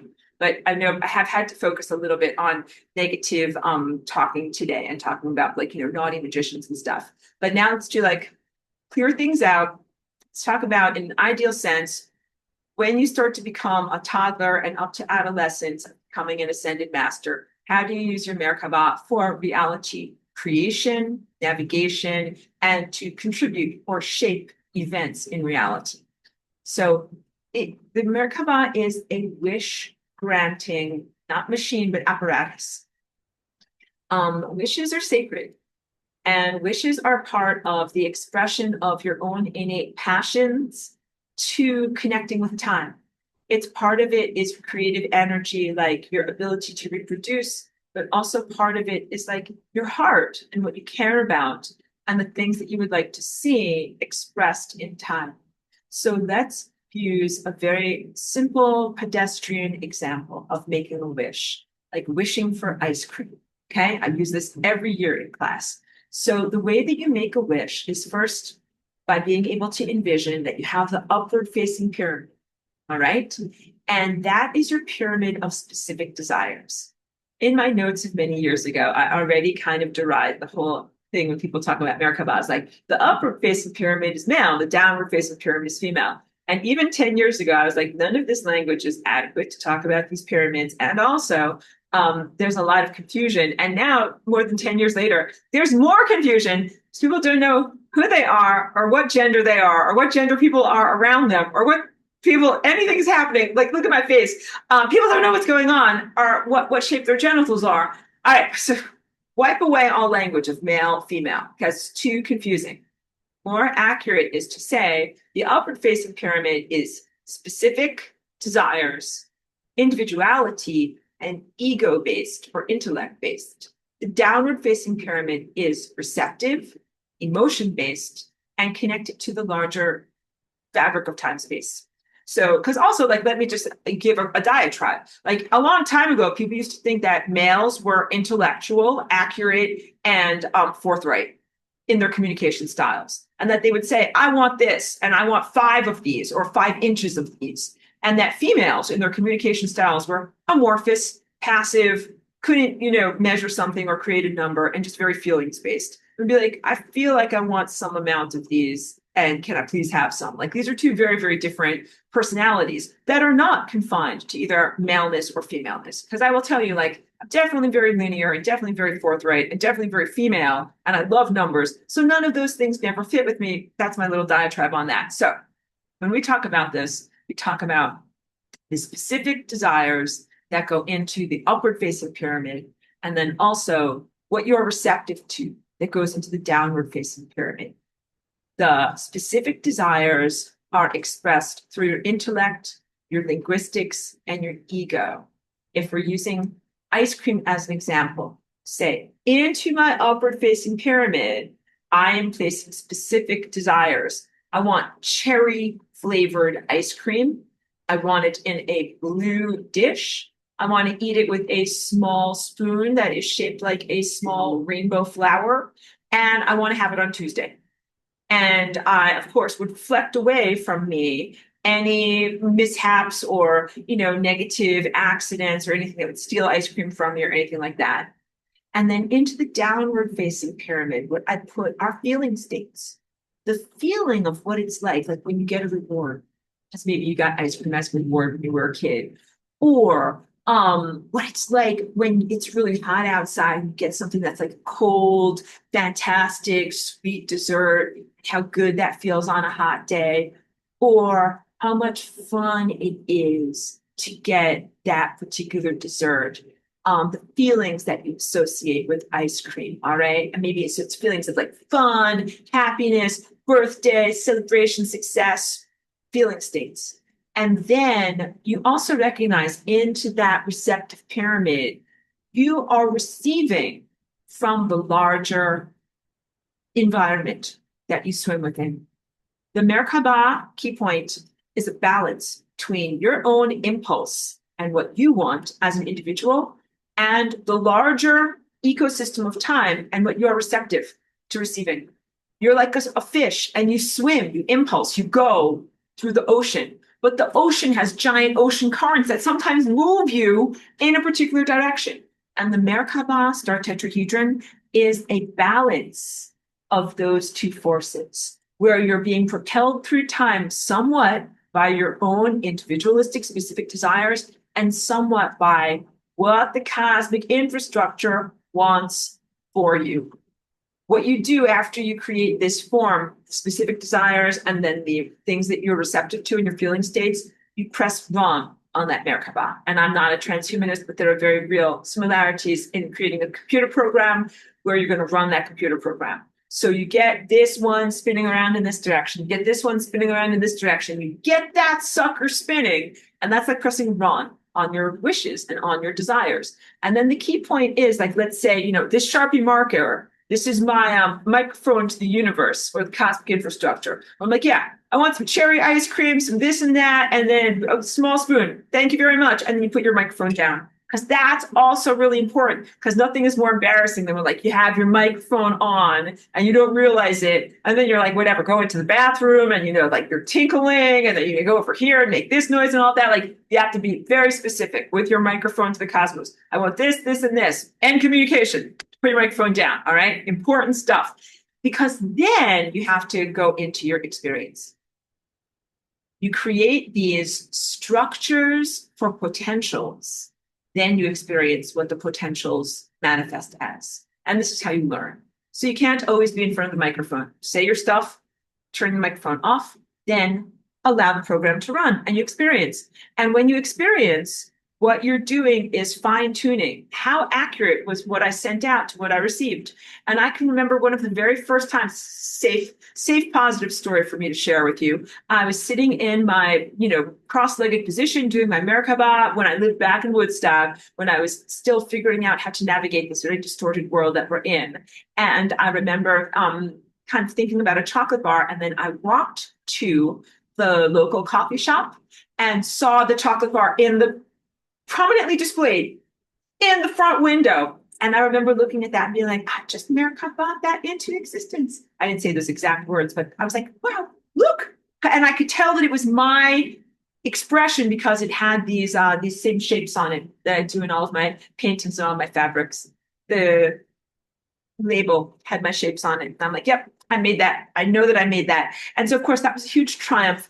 I became very, very adept at doing this to the point where I would do this all the time and be walking around manifesting things all the time. And it became one of my little games. I would go into different stores and be like, okay, what did I manifest into this store? And you can, as you get good, play this game too. I would go into like a place like Bed Bath and Beyond. And I'd be like, okay, what did I manifest in here? And I walk around and I'm like, oh, there's my shower curtain, and there's a shower curtain with my inscribings on it, or whatever, a trash can with my inscribings on it. Even sometimes this has happened to me where I'm watching a TV show that I'm particularly enjoying, and I'm like, oh, I love this show. I'm certain that I'm influencing it, and then I see in a trash can on the show my inscribing patterns on the trash can on the show. I'm like, they put that in the show for me. It's like, it becomes very amazing. And when you think these thoughts, these are genuine, accurate thoughts that are grounded in reality. You're not psychotic, and it should delight you. You should feel like thumbs up and wink from the cosmos. When that happens, when I'm watching my favorite show and I'm like, look, my trash can is in my favorite show, then I am like, it's like a synchronicity. You're like, you're integrating, you're getting traction. The wheels of your own desires are integrating perfectly with the machinery of the cosmos. Again, analogies here. And you should, when that happens in your own life, be like, good job, self. Like, I really did a thing. I made a thing happen. And then you should take that and bring it to its ultimate capability, which is to create profound healing for your body or for those that you love. Be like, well, if I can manifest a trash can at Bed Bath and Beyond, like maybe I could manifest a new aorta for that guy over there. You know, like you start to think in expanded terms or whatever. Like someone that you love, your dog needs whatever, something fixed on your dog's body. Like you just imagine these things, start to recognize that your mind is powerful. And as you recognize that your mind is powerful, you also must be responsible. So I'm always, of course, trying to manifest things that are beautiful and cool and fun and awesome. And I don't have like a nightmare, like the writer Stephen King, like his mind is gross. You don't want to give him the microphone to the cosmic infrastructure because he's going to be manifesting like, like cemetery, pet cemetery, dead things coming alive, evil stuff. Don't give him the microphone. He is not a good person. Really important there. All right. So this is also a part of the selectivity, the stratification of the cosmic infrastructure. Let me hydrate. Not everybody is the same. Just look at my face. Not everybody is the same. Okay. Not everybody should be given the empowerment to directly influence and manifest reality, because some people would manifest horrible nightmares.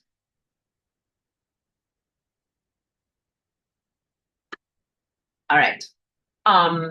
With the example of ice cream, as you press run on that Merkaba, get these force fields rotating, and they go like spin, spin, spin, spin, spin, nice and fast, right? Then you go out without efforting into your life and you experience what's going to happen. So you will experience the manifestation of that program. It might not be exactly the things that you asked for. Like I asked for cherry ice cream. What if I get cherry custard instead? It's not exactly ice cream, or frozen yogurt. It's similar, but not exactly what I asked for. Or what if I get ice cream, but what if it's raspberry ice cream instead of cherry? What if I get raspberry ice cream in a purple dish, eaten with, whatever, a decorative spoon that, whatever, looks like a tiny flower petal?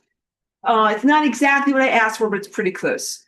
You sometimes have to be creative enough in your interpretation of what you're receiving in reality to be able to get the wink and the thumbs up, where you're like, oh, that's that thing that I asked for, because sometimes thing that you receive is even better than the thing that you asked for. There is such a thing as chef's choice in the cosmos. The chef is God. and not like some evil Jehovah God, because evil Jehovah might be like, the trials of Job. I'm going to give you the worst flavor of ice cream possible. I'm going to test you, test your loyalty, and test your sanity. Like, no, that is called effing with people. That's not what God does. All right. So throw all of those Bible stories away, and go with a divine benevolent intelligence that is actually yourself in the future that knows you and is like, well, even though Aurora in 2025 wished for this cherry flavored ice cream, I know myself a lot. And I know that what she actually wants is coconut flavored ice cream because this is going to be better than anything she's ever had before. And that is what you receive. And then you have to recognize that there has been some like improvement on your original wish, that you have to be receptive. Downward facing pyramid, receptive. When you fill up like a chalice, that's what the downward facing pyramid is. So sometimes you would be the ultimate ingrateful person if you were like, if someone was like, well, here's your coconut ice cream, like, get that coconut ice cream out of my face.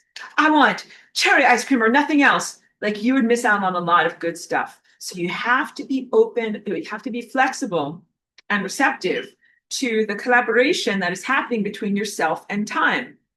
And you have to try things that might be even a little bit better than what you thought, that might be different than what you expected, but better than what you thought, is to say that in the correct way. So that's really, really important. You don't abandon yourself or abandon your true vision or have zero standards. You maintain your standards, but you work in beautiful collaboration with yourself as the higher dimensional, divine, benevolent presence that is really guiding you through your life. And that can be really important when we're moving beyond, like silly examples of ice cream, and you're moving into something like getting a job. That sometimes you think you want a particular position, but there's actually something that's really better for you. And the cosmic infrastructure, divine presence fulfills your wish, but it's working at a completely different company or doing something different that you didn't know that that's what was right for you. But when you do that job, you're like, this is better. This coconut ice cream, it really is better than the cherry ice cream I thought I wanted. So you have to sometimes be open to and defer to the chef's choice from the cosmos, even while you maintain your own boundaries. Hold on a moment. Well, okay, so Miss Cheeky has arrived. She's right over here. Can't see her. I'm just going to see if she might need a little moment outside. So hold on one moment. Thank you, everyone. Thank you for that brief pause. All right. So working in partnership and respectful collaboration with the fabric of space-time and with higher dimensional divine presence that might know your own desires and what is optimum for you even more than you know what is optimum for yourself. But never abandon your own standards, but be open to the magnificence of what you're experiencing.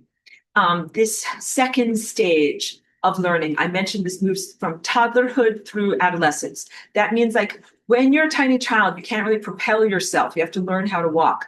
When you're a tiny child with your light body, you can't really propel yourself through time yet. You have to learn how to propel yourself through time. That is the essence of what the Merkaba is, learning how to consciously create and direct your trajectory through time. It can take decades, a lifetime, to master these aspects of the Merkaba. Not only your protective force field, but your capacity to successfully navigate time.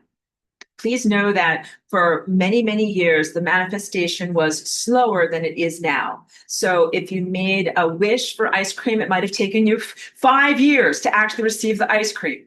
But it has been an asymptotic curve, which goes upward like this over the past 10 years or so, well, really 20 years since I've been here. But definitely, we're talking about planetary ascension.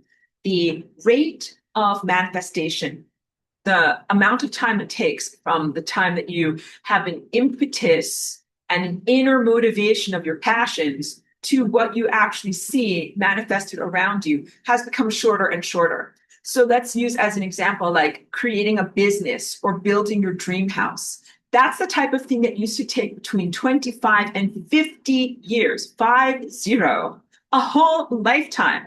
And now people are able to do something like that in 5 years, in 2 years, a lot faster. So you definitely have more of an opportunity now to be able to make big projects, make them happen, and also to learn at an accelerated rate. Because when you make a big project, like building a business or creating your dream house or doing something grandiose, you learn big stuff. And this is important. Like you're having accelerated rates of manifestation and accelerated levels of learning so that you can be ready for planetary ascension, because planetary ascension and the moment of totality is really about when you're not just wishing for ice cream, like you're wishing for everything at every moment. So when you do manifestation or a wish, like I wish for some stuff, then you're done, because you're still learning how to control yourself. This is what I mean. Like when you're a tiny child, you're all over the place and you don't really know how to control yourself, but you definitely know how to make a mess. As you grow, you are able to control yourself more. And what you're expected to do in adulthood is to always control yourself. Like little kids fall over all the time. They like should fall over. They trip on things on the ground. They trip over their own feet. Sometimes they just fall over in general. But adults do not do that unless there is something terribly wrong with your disease or something like that. So same thing in time. You can, when you're a tiny toddler, make problems, have non-ideal time solutions, and sometimes just mess up and just fall over and go limp. But when you're an adult and an ascended master, like you must have an inner structure, hold yourself up, believe in yourself through time, stay focused, stay coherent, take responsibility for the things that you make happen in the world. And that is a major aspect of this is learning responsibility. So the second stage of learning about what it is to have a Merkaba is about creating personal responsibility. And so my stories that I don't always share on the internet are all about personal responsibility, because I had to learn. I'm a very good person. Please know that about me. But I had to learn, like, oh, if you wish for this, like there will be blowback. Like that is not how you wish for things. And you can't wish with attitude. So some of the things that I would distill this to is not say it in a better way. To wish respectfully, to wish without entitlement, to wish in a way that benefits you but does not take away from others, to wish in a way that is in alignment with the largest aspects of goodness in your life, not merely to wish for things that are immediate conveniences or things that will fulfill your seeming immediate needs. Now, all of that aside, I recognize that when people are starving, all they can do is wish for a sandwich. And that's important to know. God or the cosmic infrastructure recognizes that about you and has your back. Because if you're really, really desperate, like if your car is going to go over a cliff, or if you are literally starving, you're going to be like, I just wish for my car not to die, not to go over a cliff. And if you're starving, you're like, I just wish for some food right now. But please know that like the divine presence knows like you're wishing for more than your survival. That's what you need in the moment. And then because like after the sandwich, you're gonna be like, well, that's good, but like now I'll need like a drink and maybe a cookie too. And then I'd also like to have my dream house and my dog and all these other important things. So please know that you're not being entitled if you wish for all of those things. Your red presence, your red chakra, your I am presence is like here. You're here. You're supposed to wish for those things joyfully and joyously. Think about it like if you have a healthy relationship with your mom or your dad or with your spouse or your partner. And like, yeah, like you wish for things, you want things from them, and they give it to you joyously, but you're not like attitude. And some of my things that I wished for when I was more financially, disadvantaged, I wished with a lot of attitude because I was very disadvantaged. I was like, well, I want this, and I want this, and I want this, and I want this too, and 5 of these, 10 of these too. And I had a lot of teenager attitude. And so the cosmic infrastructure was just teaching me, like, look, deserve to have all these things, but just catch more flies with honey than with vinegar. All right. So please wish respectfully. So like if you're asking for something from your mom or your dad or your wife or your husband, you should be like, hey, I would really like to have this. I'd please like to have this. Or my life would be so great if I could have this. And not have like this entitlement sense of like, give me, even though you're here. and we want to give to you. And it is your world. Literally, like when you realize that you're God, you're like, wow, all this stuff is mine. All this stuff is yours, but also there's a lot of God's self to sustain here. And so this is the big thing that you start to come to levels of wisdom, of the balance of like, gimme, I want stuff for me. But also all of these other organisms want stuff too. Like I have this beautiful house plant here that's like, gimme, I want photons, I want water, I want carbon dioxide, I want stuff for me. And I'm like, awesome, house plant, have some water, have some carbon dioxide. I'll breathe it right there for you. Like I am very, very happy to furnish my house plant with whatever it needs. And same thing, like, my little dog or whatever. She wants to have like chew toys and bones and stuff. And I'm like, hooray, like I want to give as many as are calorically appropriate for you to receive. So it's a joy. It is a joy to give to those that we love, especially when they ask in a way that is,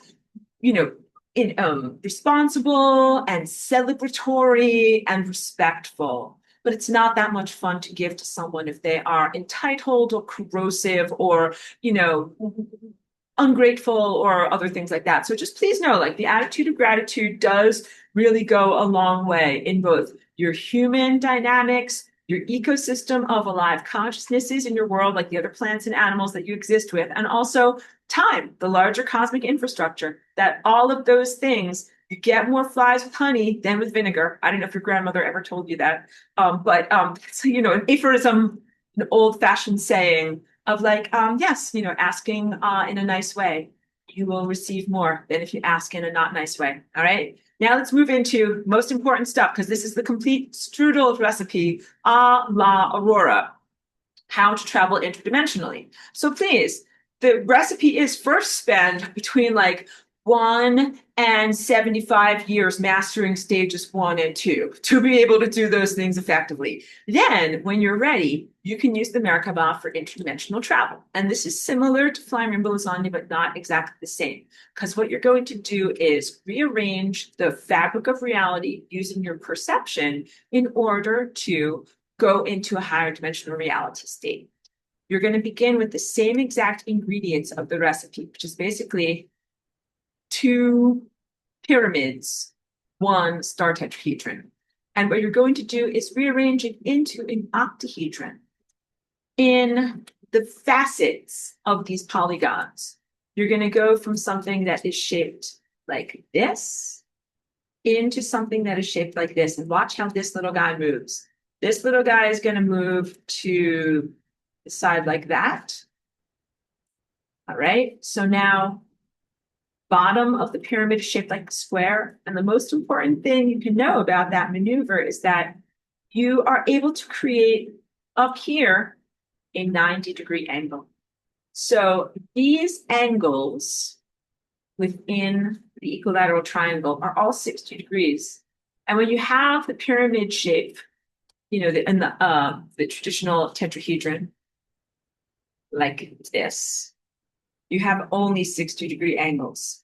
And 60-degree angles are the same angles as the molecular angles of bonding in carbon and the angles that water crystals make inside of your body.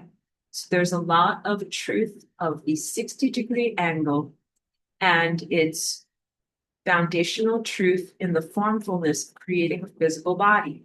But it is not the end of the journey.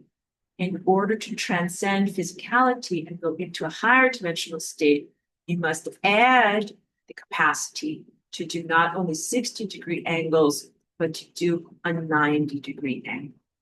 And you guys who have been in my class for a long time know how important the 90-degree angle is. That is the angle that you use to jump out of reality or to achieve an additional dimension or an additional degree of freedom. So when I talk about like building the dimensions from the 0th dimension all the way up to the 11th, 12th, and infinity dimension, the very first crucial thing that happens is the little dot that is the presence of everything, the 0th dimension, has to even conceive of what the first dimension would be like. Something that is 90 degrees to the 0th dimension, a dot in any direction. That is necessary for the beginning, I want to say explosion, expansion of life into the higher dimensional forms. And then 90 degrees to a line, which is the second dimension. And then 90 degrees to the second dimension, which is the third dimension. The 90-degree angle is necessary for this complexity, this proliferation of complexity in the world. And what you're doing when you switch from being a star tetrahedron to an octahedron, you are moving from a lower level of complexity to a greater level of complexity. So this is a star tetrahedron. I know it's a little hard to see because it's like this onyx color of stone. And then this is an octahedron. And this octahedron is made out of fluorite. And if I hold it in fluorite, if I hold it in just the right way, you can see the reflection of the star tetrahedron in the inner facets of this clear crystal. You transform from a lower dimensional state into a higher dimensional state. That is a journey that is done with your perception. Just like, let's do drawing here, because this will help you. Apologies, I know I make the most ridiculous faces. Okay, so let's do some art class. Art class, everyone. You're like, hooray, I love art class. It's so easy. It's the easiest part of my school day. First, let's do 1 point perspective. So in 1 point perspective, we have 1 point, and all roads lead to that 1 point. All right, so here's like a road going into the distance. Here is the horizon. Here's like the sun, right? Here's the sun with the sun rays going off out like this. You know, this is the worst drawing ever, but you get it. You get it. What I'm drawing for you here, this is not like some weird, Asian hieroglyphic. This is a picture. And what I'm asking you to do is to add depth to the picture, to envision that this is actually a road that goes off into the distance, that is actually a horizon there, and that there's actually a sun there. Or here's another one. I'm going to draw a box for you. Like here's a square, but here is a box. And when you look at this, your system of interpretation thinks that this is formful, that it has length, depth, and width. But no, it is really just a flat shape on a flat screen. Let's go back to my face. Wait, I have to press the button here. Okay, here you are looking at my face. My face is actually just a bunch of flat pixels on your flat screen, your computer or your phone or whatever you're looking at. Your system of interpretation has been so trained as part of everything in your culture since the Renaissance, and we'll do art history class, that you look at this as a magic window. You're not just looking at it as something flat. You're looking through it and into it. And when you look at this field of vision, you see me in the foreground. Then you see some other stuff in the midground. Then you see my giant, crazy piles of fabric back here in the background, and then trees way, way behind in the background there. Okay. So human art history class, that was first we did art class. Now art history class, everyone, pay attention. And a long time ago, people hadn't yet created perspective. And when they made a painting, the painting looked flat, like the ancient Egyptians. Have you ever looked at ancient Egyptian art? Yes, we've all seen it. What does it look like? The people look like this. Look, their hands are like this. Their faces to the side like this. Their feet are to the side like this. It is iconographic. Same thing with the earlier art before the Northern European Renaissance. People painted flat-looking painting faces. They did not look like a face that has a rounded shape, a nose that comes forward. They did not create a space that looks like a space that you can dive into. Doing that was radical. So that was the Renaissance artists, people like Rembrandt, Da Vinci, and just trying to think of who else, Raphael. Some of these guys who were pretty amazing at what they did. Wasn't just their drawing techniques and being able to create 1 point perspective, which is almost like an architectural level of detail in the drawing process, but it was also their use of finely ground pigments and glazes of linseed oil, what we know as oil paint, that allowed them to achieve rounded forms, a face that looks like it's round as opposed to a face that looks flat. Okay. So all of this is to be able to say that your system of perception has been trained. When I show you a line drawing on a flat piece of paper, you already interpret it as a window that you have to look through because you are acculturated and because everything that you came into from the time that you were a little tiny baby, they were showing you picture books. That's like you have to look through the pages. But maybe if you were raised by wolves, maybe you wouldn't have that, innate cultural capacity. But this is your system of perception. And you use your system of perception to read or interpret something that is lower dimensional into its higher dimensional form. You read or interpret a flat drawing as if it has formfulness. You look at my face as if I'm a person. I'm not just a bunch of flat pixels on a screen, right? In order to switch from being a star tetrahedron shaped person into an octahedron shaped person, you have to do a similar level of inner acrobatics and stretching of the perception, where you are going to add an additional dimension to what you perceive in the world of energy, in the world of matter, in the world of molecular bonding, and in your body, so that way you can travel into a higher dimension. That is what the 90-degree angle is at the top of that pyramid. So when you do the transformation with your perception, here's what is happening to the facets of your energy field. You're moving from this lower dimensional state into this higher dimensional state. And you have to fiddle with it in order to make the higher dimensional state. But when it happens in reality, it happens very smoothly. I would say effortlessly, but I will say in a very, like for me, it takes a long time to make these little cardboard pieces go in the right direction, but in your body, you will just slide right into position. So this is how we make the octahedron. You have to know what the word octahedron means. Octo, like octopus. Octo means 8. You have 8 sides. Want to count them up with me? Like count on Sesame Street. 1, 2, 3, 4, 5, 6, 7, 8.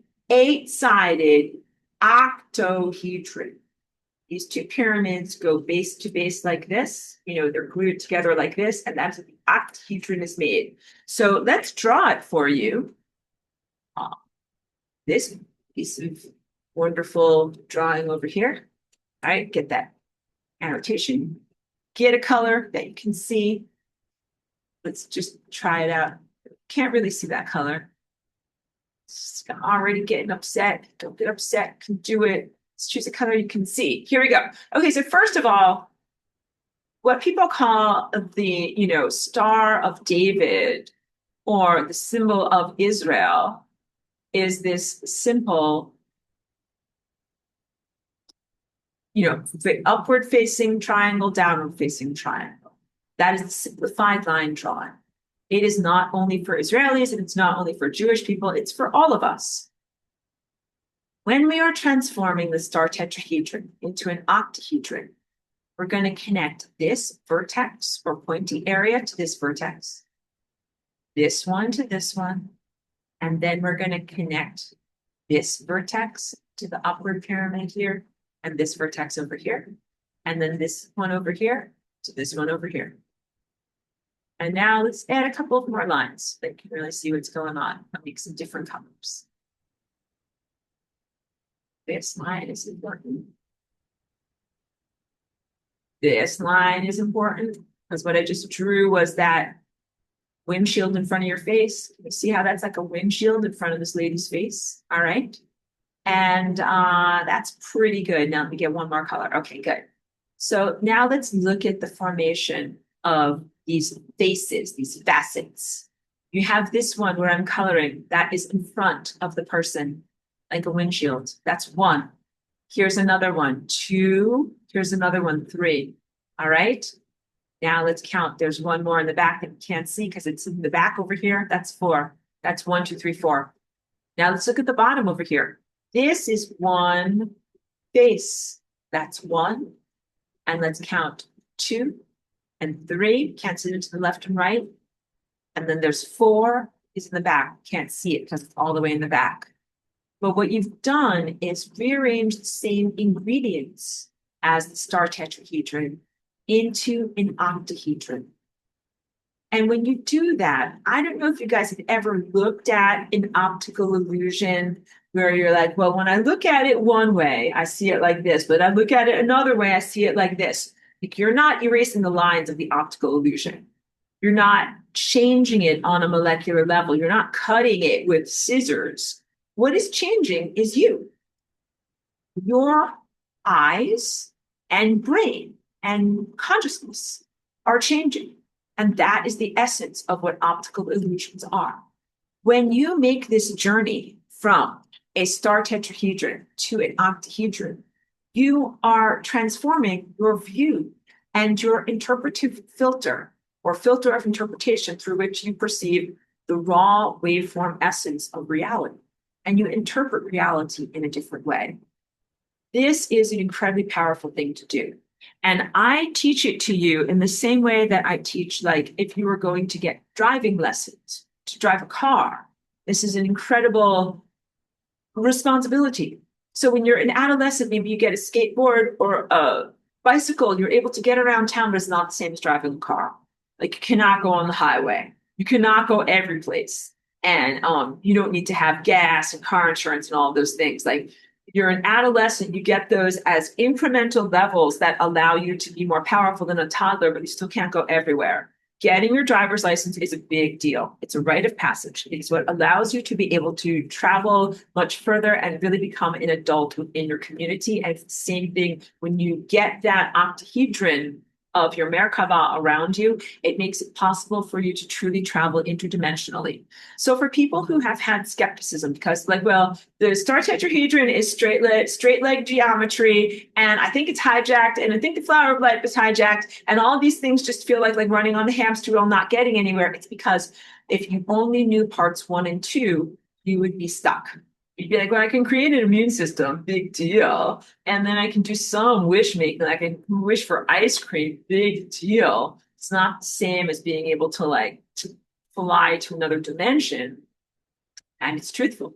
Not everybody teaches about this culminative third capability of what the Merkaba is. But that's what you need to learn about to become a truly empowered adult. But please know, like, not everybody should be on the road, all right? So what are some requirements for being on the road? Your eyesight. You should not be driving a car if you do not have good vision, if you cannot see where you're going. You got to get your inner eye, pineal gland, capacity to perceive time, higher senses. Got to get them functional so that you can see and sense where you're going. All right, value system. This is something that, of course, we teach or mentor in ancient concurrent Atlantis. I teach and mentor people in this class, and in this place, you are the best of the best. It's why I'm here talking to you guys about this type of stuff, because you have positive intentions. You're trying to paint a good painting. You're trying to create health. You're trying to create positive reality structures that look good. You're not just trying to use dark magic to serve yourself at the expense of others. You deserve to learn and grow into your powers. But please know, not everybody does. And we'll talk about blowback and what is supposed to happen, because what's supposed to happen is if you use your powers for selfish or capricious or destructive purposes, it's supposed to immediately blow back on you so that you learn, like, don't do that stuff because you're going to blow yourself up. Like, this is like if you give firecrackers to children and they use them poorly, then they will destroy themselves. And this does, of course, like, it's a tidy way to get rid of crap. Be like, yeah, sure, here, have some firecrackers and blow yourself up. I'd be fine with that. But unfortunately, there can be collateral damage, stuff that you didn't intend to get blown up, which can happen with time. Like one area over here gets destabilized in time, and that causes blowback on other things. But then also, please know that in your world right now, technology that is time distortion technology, that is dark magic, but it's like Arthur C. Clarke's famous quote that really things that are high levels of technology can often be just put into the category of magic because you don't know how they work. So a lot of what is dark magic that predates this level of technology in your present world is ancient technology, like really praying to demons and the things that were done at Solomon's temple and sigils and pentagrams. Those are all forms of technology that the dark side developed and uses to be able to manipulate time and to subvert the consequences of time. And these dark, evil manipulation societies have gotten very good at continually delaying their consequences. So think about some people that use financial wizardry to do something similar in your time and place, where they might take out a loan, and then as the terms of that loan come forward and they are going to have to repay the original amount, they take out another loan. And you're like, okay, great, I'll give you the money for the original loan. I'll take out another loan. And then when the second loan comes due, take out a third loan. And then when that comes due, take out a fifth loan, a 25th loan, and a million loan. And then there's never really been any money that this person has ever really owned. It's always been borrowing to be able to pay for the previous debt. A lot of people are doing that on a soul level. And this is totally a subversion, disrespect of time, a subversion of the rules of time, a subversion and a disrespect of how time mechanics work, a total entitled, not even teenage, but toddler level of disrespect and whimsy and serving oneself at the expense of the whole. Because when you do that enough, that's how you destroy the world. Yeah, I'm not going to pay my debts. I'll get another loan and another loan and another loan, and they're never going to pay my debts. It's like at a certain point, you can't do that any longer. At a certain point, all debts are due. And also, like, you can't just keep on making up fake money to pay your very real debts. And a lot of these dark, evil wizards have gotten themselves into such a level of debt, especially with the bad things that they're doing with these types of things right now. Because once you start to mess with DNA, like, you really get expensive debt fast, get into debt very fast, because it affects a lot of reality. They're never going to get enough money to pay their debts. You have all debts are due. Like, if you're like, okay, today at 3:00 p.m., we're all going to pay all of our debts. Their debts would be so infinite that they would never, even if they took all the money in the entire world, all the energy of the entire cosmic infrastructure, would not be enough energy for them to be able to pay their debt. That is how screwed up these people are. Their only option is to go into entropy, because they literally cannot make up for the mistakes they have made in life. So in life, we are here to learn. If you're a good person, not a sweat hog, you're like, yeah, I'm a student of life. I'm here to learn at the University of the Universe. And you make mistakes. You're like, I made a mistake. Oh no, like now I owe $5 to the universe. And you work it off. Do something that balances that out. But some people are here doing dark magic where they are intentionally doing wrong, accruing debts that are much more than $5, that are like 500 million Googleplex gazillion dollars. They're in the hole that much, with zero intention to ever pay off those debts. Like, what you have to know with these financial wizards of your time and place, like, they're taking out these loans with no intention of ever paying them back. And they're just trying to game the system.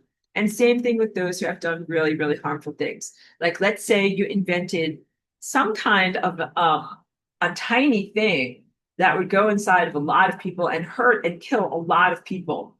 You would pay a really big debt, especially if it hurt and killed people's DNA in some way, because DNA is connected across time and space.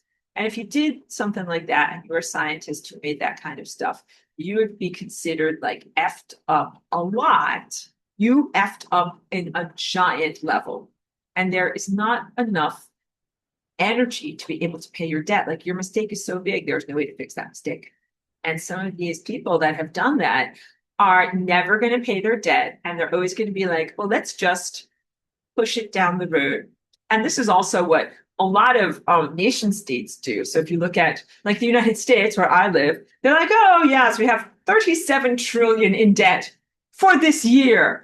And then we're just going to add that, put it on my tab to what I got the debt from last year and from the past 100 years.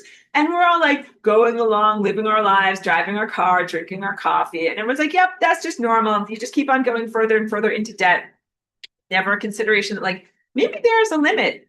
Maybe there is a limit, and maybe tomorrow you reach the limit when the universe is like, no, no more debt for you. In fact, all debts must are being called in, and you must do something about this now. Like you would not have a country.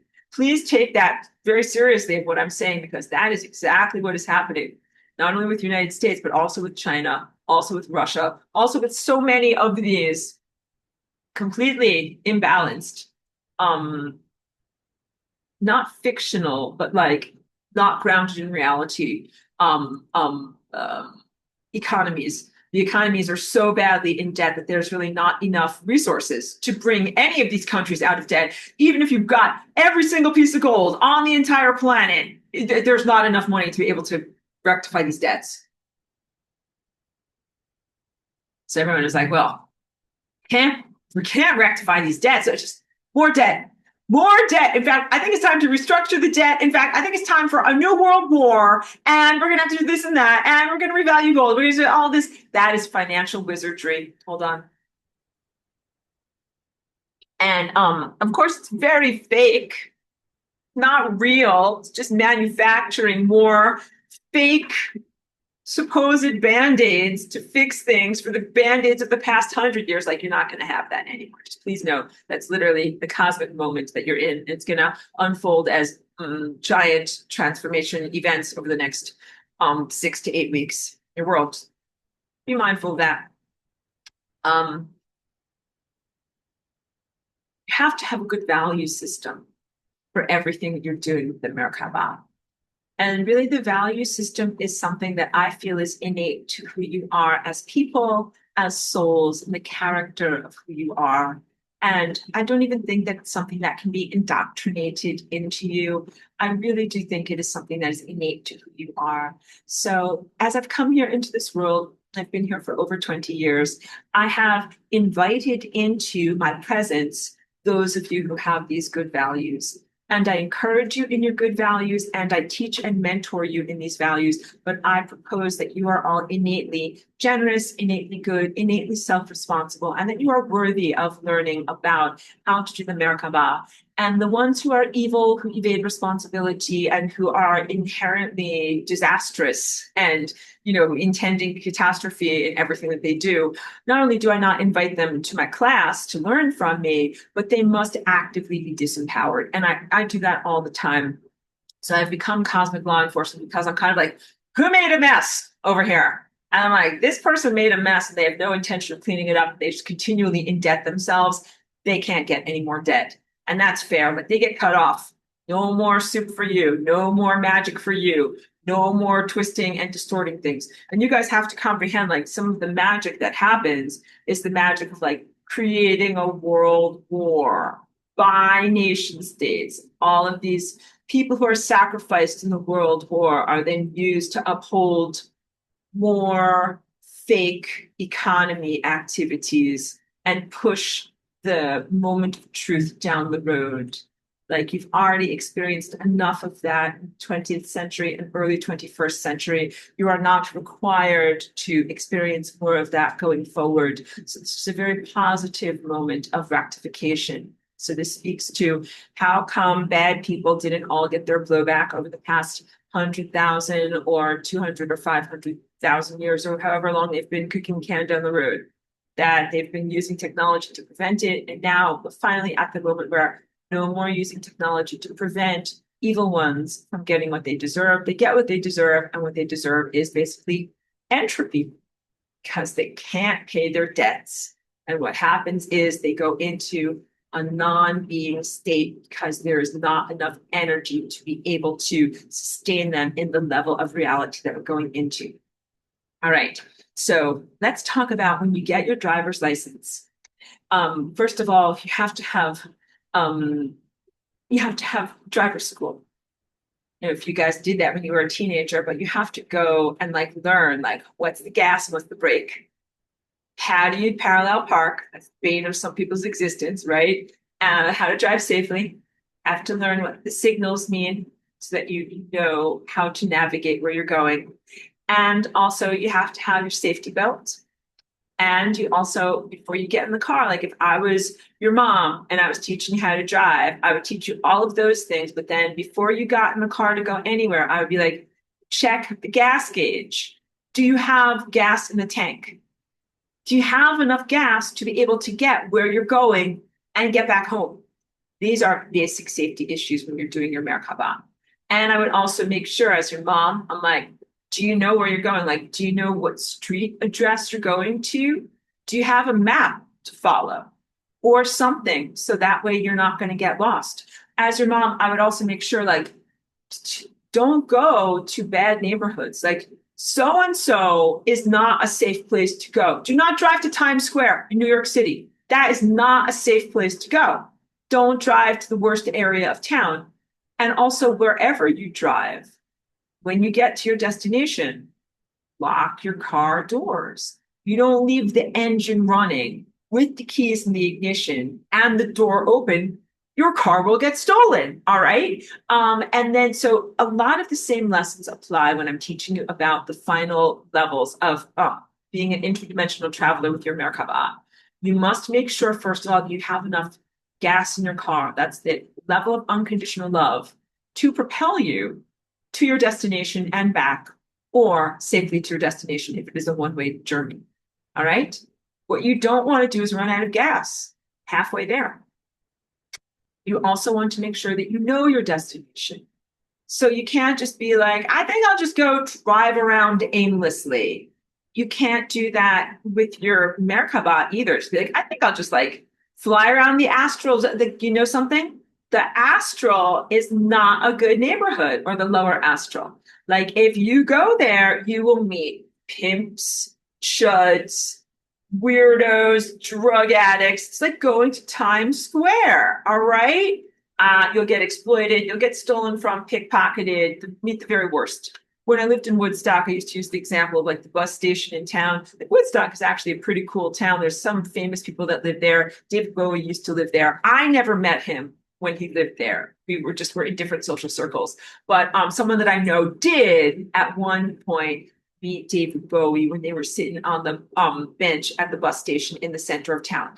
But it is exceedingly rare. So we will say that it is very, very probabilistically rare that you'll meet someone that cool and amazing and artistically gifted just at the bus station. Mostly those people are in fancy houses behind closed doors, like having fancy parties with each other. And you will mostly not run into them randomly around town. And that's the same thing with the lower astral. The lower astral is like the lint catcher of consciousness, where some of the very, very worst and most monstrous, grotesquely distorted, like horrible things end up in the lower astral. And if you go joyriding with your consciousness, you will meet the worst, which is mostly what you meet on the bench in Woodstock, which is going to be people who are going to be like, ask you first, hey man, you got a cigarette? Hey man, you got $5? Or try to sell you some questionable substance, or worse. All right. And you don't want to hang out with any of those people. So you want to make sure that you go to a good neighborhood. And good neighborhoods are also mostly places where you need to have an invitation. So like I told you, I never got invited to David Bowie's house. You have to know someone to get invited to good places. How about you want to hang out with the Ascended Masters? It's like the rock stars. You have to know someone. You're gonna have to get invited. You can't just be like, knock, knock, knock. I'd like to come inside to your Ascended Masters party. Is this okay? Like, I just showed up. No, you have to kind of like get into the VIP lounge. And this is important because everybody has to have the immune system. We all go through those initial learning, layers of learning. Sorry, my brain's a little tired. Just like with your body, to make sure that you can keep out pathogens. So when you have a beautiful, civilized VIP lounge that's full of ascended masters, you want to keep out the riffraff, and you want to make sure that, random or malevolent people don't come to your party. And that's because what you're doing when you're in that level of reality is creating time in the most voluptuous, reciprocal way. Like you're making events happen in time, and you only want to make cool things happen with other cool, amazing people. So I am very selective about who I would wish to collaborate with. If you're not a good person, I really don't want to mix my energy with you. If you're not a righteous person, I don't want to mix my energy with you. And so now that I tell you that, you can see that a lot of the refinery of consciousness that you're going through right now, it's a very garbage world. But what you are doing is learning to separate and distinguish yourself from the riffraff. Like, I'm not with these people. I'm not with these evil dark magicians. I'm not with these self-serving losers. I'm not with these garbage consciousnesses that do whatever they want for themselves and destroy the fabric of space-time. I'm the person who's going to meet my responsibilities, coil up the electrical cord, even if no one else is looking, try to go in proper positive directions. So a lot of what I try to teach to you is basic safety when you start to do your interdimensional travels, but also how to be a good person, like how to be a good neighbor and how to be welcomed or celebrated when you join a community. That you want to, I need to have words for it, but to be respectful of other people, to think of others as well as yourself, to balance what you impulse and also what you receive. And when you're a musician, like you have to be responsive to the other people around you. So you can be a very, very good person, but if you're like, I want to sing the loudest of the band all the time, at a certain point, people will be like, can you just like give someone else a chance a little bit? Bring the volume down a little bit or give someone else a chance, because you also have to learn how to like play well with others. And so that's not being evil, but just being a generous artist. And you have to learn to balance all of these things out. And what that looks like to each person is different and unique. So what it looks like for me to be a good musician and to be acting respectfully in the world is unique to me and my gifts. And what it looks like to you is unique to you. It's not one size fits all. And there's not like a consistent, easy template to make people fit into a box of what it's supposed to be. It is taken on a case by case basis. All right. But those are some of the things that I would make certain before you tried to do any level of interdimensional travel that you were prepared on those levels. And then also you must be prepared to take personal responsibility for the things that you're doing and the places that you're going, that this is essentially adulthood. You are like not a fledgling little tiny wings, you become like a giant eagle or a hawk or whatever with big giant wings. And then you are able to go very, very far and go, flying on wings of consciousness all throughout layers of reality. But you must take responsibility for what you're doing and for the directions that you're going. So now let me just check my notes and make sure that I got most of the important stuff over here. I think that I did. Yes. And so I definitely said that part about locking your doors when you're doing your Merkaba of flying through higher dimensional space. That is the equivalent of encryption.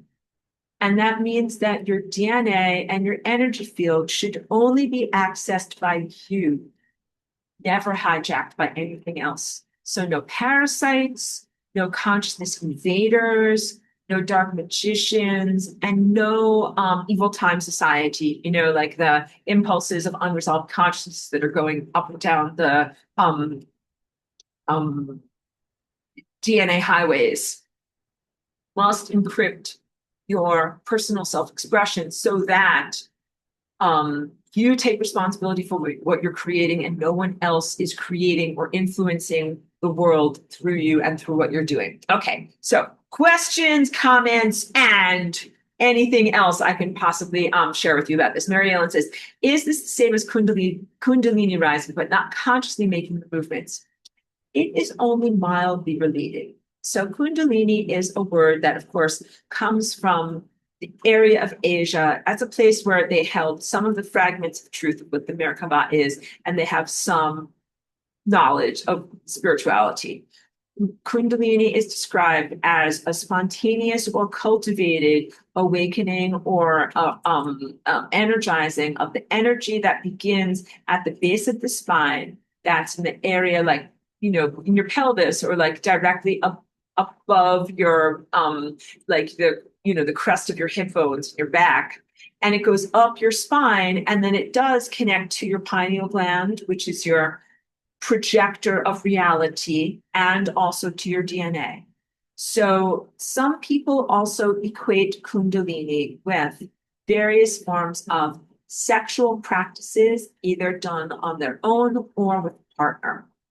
I am not a proponent of Kundalini. Some people also call it, not call it, some people also use a type of particular breath work for activation of the Kundalini. Some people also have Kundalini arise spontaneously and they are not ready for it. So, in all of these different ways, I find it to be non-positive, a bit artificial, and not balanced in what is being done. Definitely not the weird sex stuff, okay? So, your sexuality and your reproductive energy and the energy that comes from your reproductive organs, like your ovaries or your testes, and the whole area of your pelvis is a big part of what propels you through time. And that is the energy of the sacrum. It's sacred. It is very special energy. And it is not the same as sexual energy of pair bonding or affection, love, companionship in our world. And there's a lot of schools of thought. So there's a lot of schools of magic that have been developed in order to be able to say, how can you exploit and use these sexual urges? There's the monthly cycle of a woman. There's, smaller daily cycles of arousal that happen, trying to exploit these natural, like I said, flows of energy. And you're not supposed to do that. Like you're not supposed to, it's not supposed to be artificial and manufactured. It's supposed to be something that is very natural and unself-conscious. That this is how it was in Atlantis. Where like, of course, you're going to be creating reality around you. Like, of course, it's like as normal as me being like, well, yes, of course, I'm going to wear a dress or drink a cup of tea. Like that is just normal. So the artifice and fakeness of Kundalini is not something that I agree with.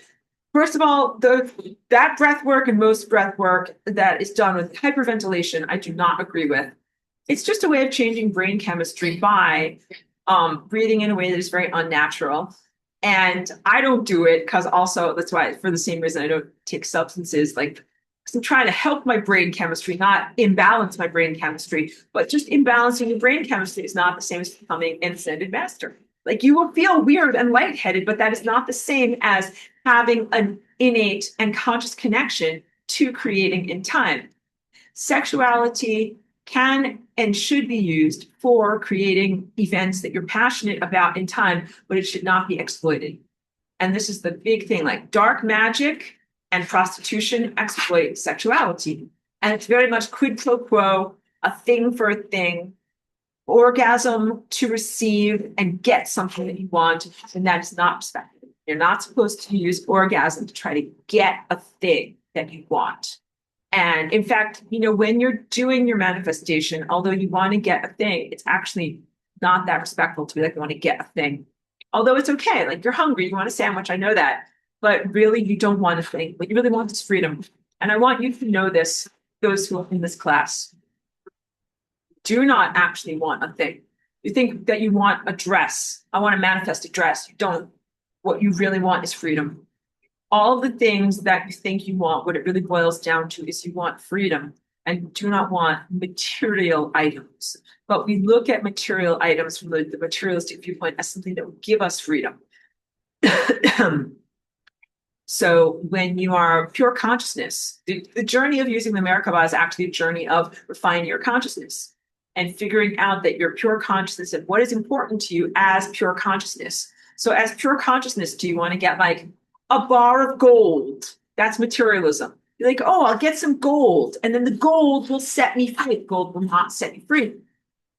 The gold does not give you freedom. The gold is just a bunch of heavy, molecules that sit there, unless you can trade it for something that you need or use it in the social context. So all the things that people think they want really boils down to a desire for more freedom, more power. And same thing with artificial schools of thought or wish-making cultivation with things that are like Kundalini. People are doing that because they think they want something, but it's really all a misuse of this type of sacred energy. Let's talk about a guy that I knew back was who had a spontaneous Kundalini rising. This is also why it's kind of dangerous. Shouldn't do it. And that happened because the Dalai Lama came to visit our town. So you guys already know what I think about the Dalai Lama. Like he's not exactly a good guy, but he is represented as a pinnacle of spiritual achievement by people who are not very well informed. But he is powerful. Like he does contain a lot of spiritual energy and is a powerful figure. And so he came to do an in-person teaching in Woodstock because he was doing something at the local monastery that is up on the sacred mountain up there. All right. So Woodstock is small. So we all had like the baseball field. Like we all put down our picnic blankets at the baseball field, and the Dalai Lama came to like the little stage and gave a talk there. And everybody, like nobody went to work that day. Like our whole town was out, and it's very nice actually. It was like a town picnic. Everybody was really nice to everyone else. We all were very respectful to one another. So okay, I knew this guy. He was like ex-military and had a lot of PTSD and violence in his past and all sorts of things he had not worked through on an emotional level. And he was there in the audience with our whole town, like watching the Dalai Lama give his talk or whatever. And this guy had totally an unexpected, spontaneous rising Kundalini. And so that means like the energy came up his spine. It went up his spine and it went into his mind, into his eye of time, and he saw through time, perceived a lot of higher dimensional truth, was completely destabilized by the experience. He was completely unprepared to deal with the influx of energy and insight that came into his body because he had not yet cultivated a strong foundation of unconditional love here. He was not yet prepared for all of the insight that flowed into here.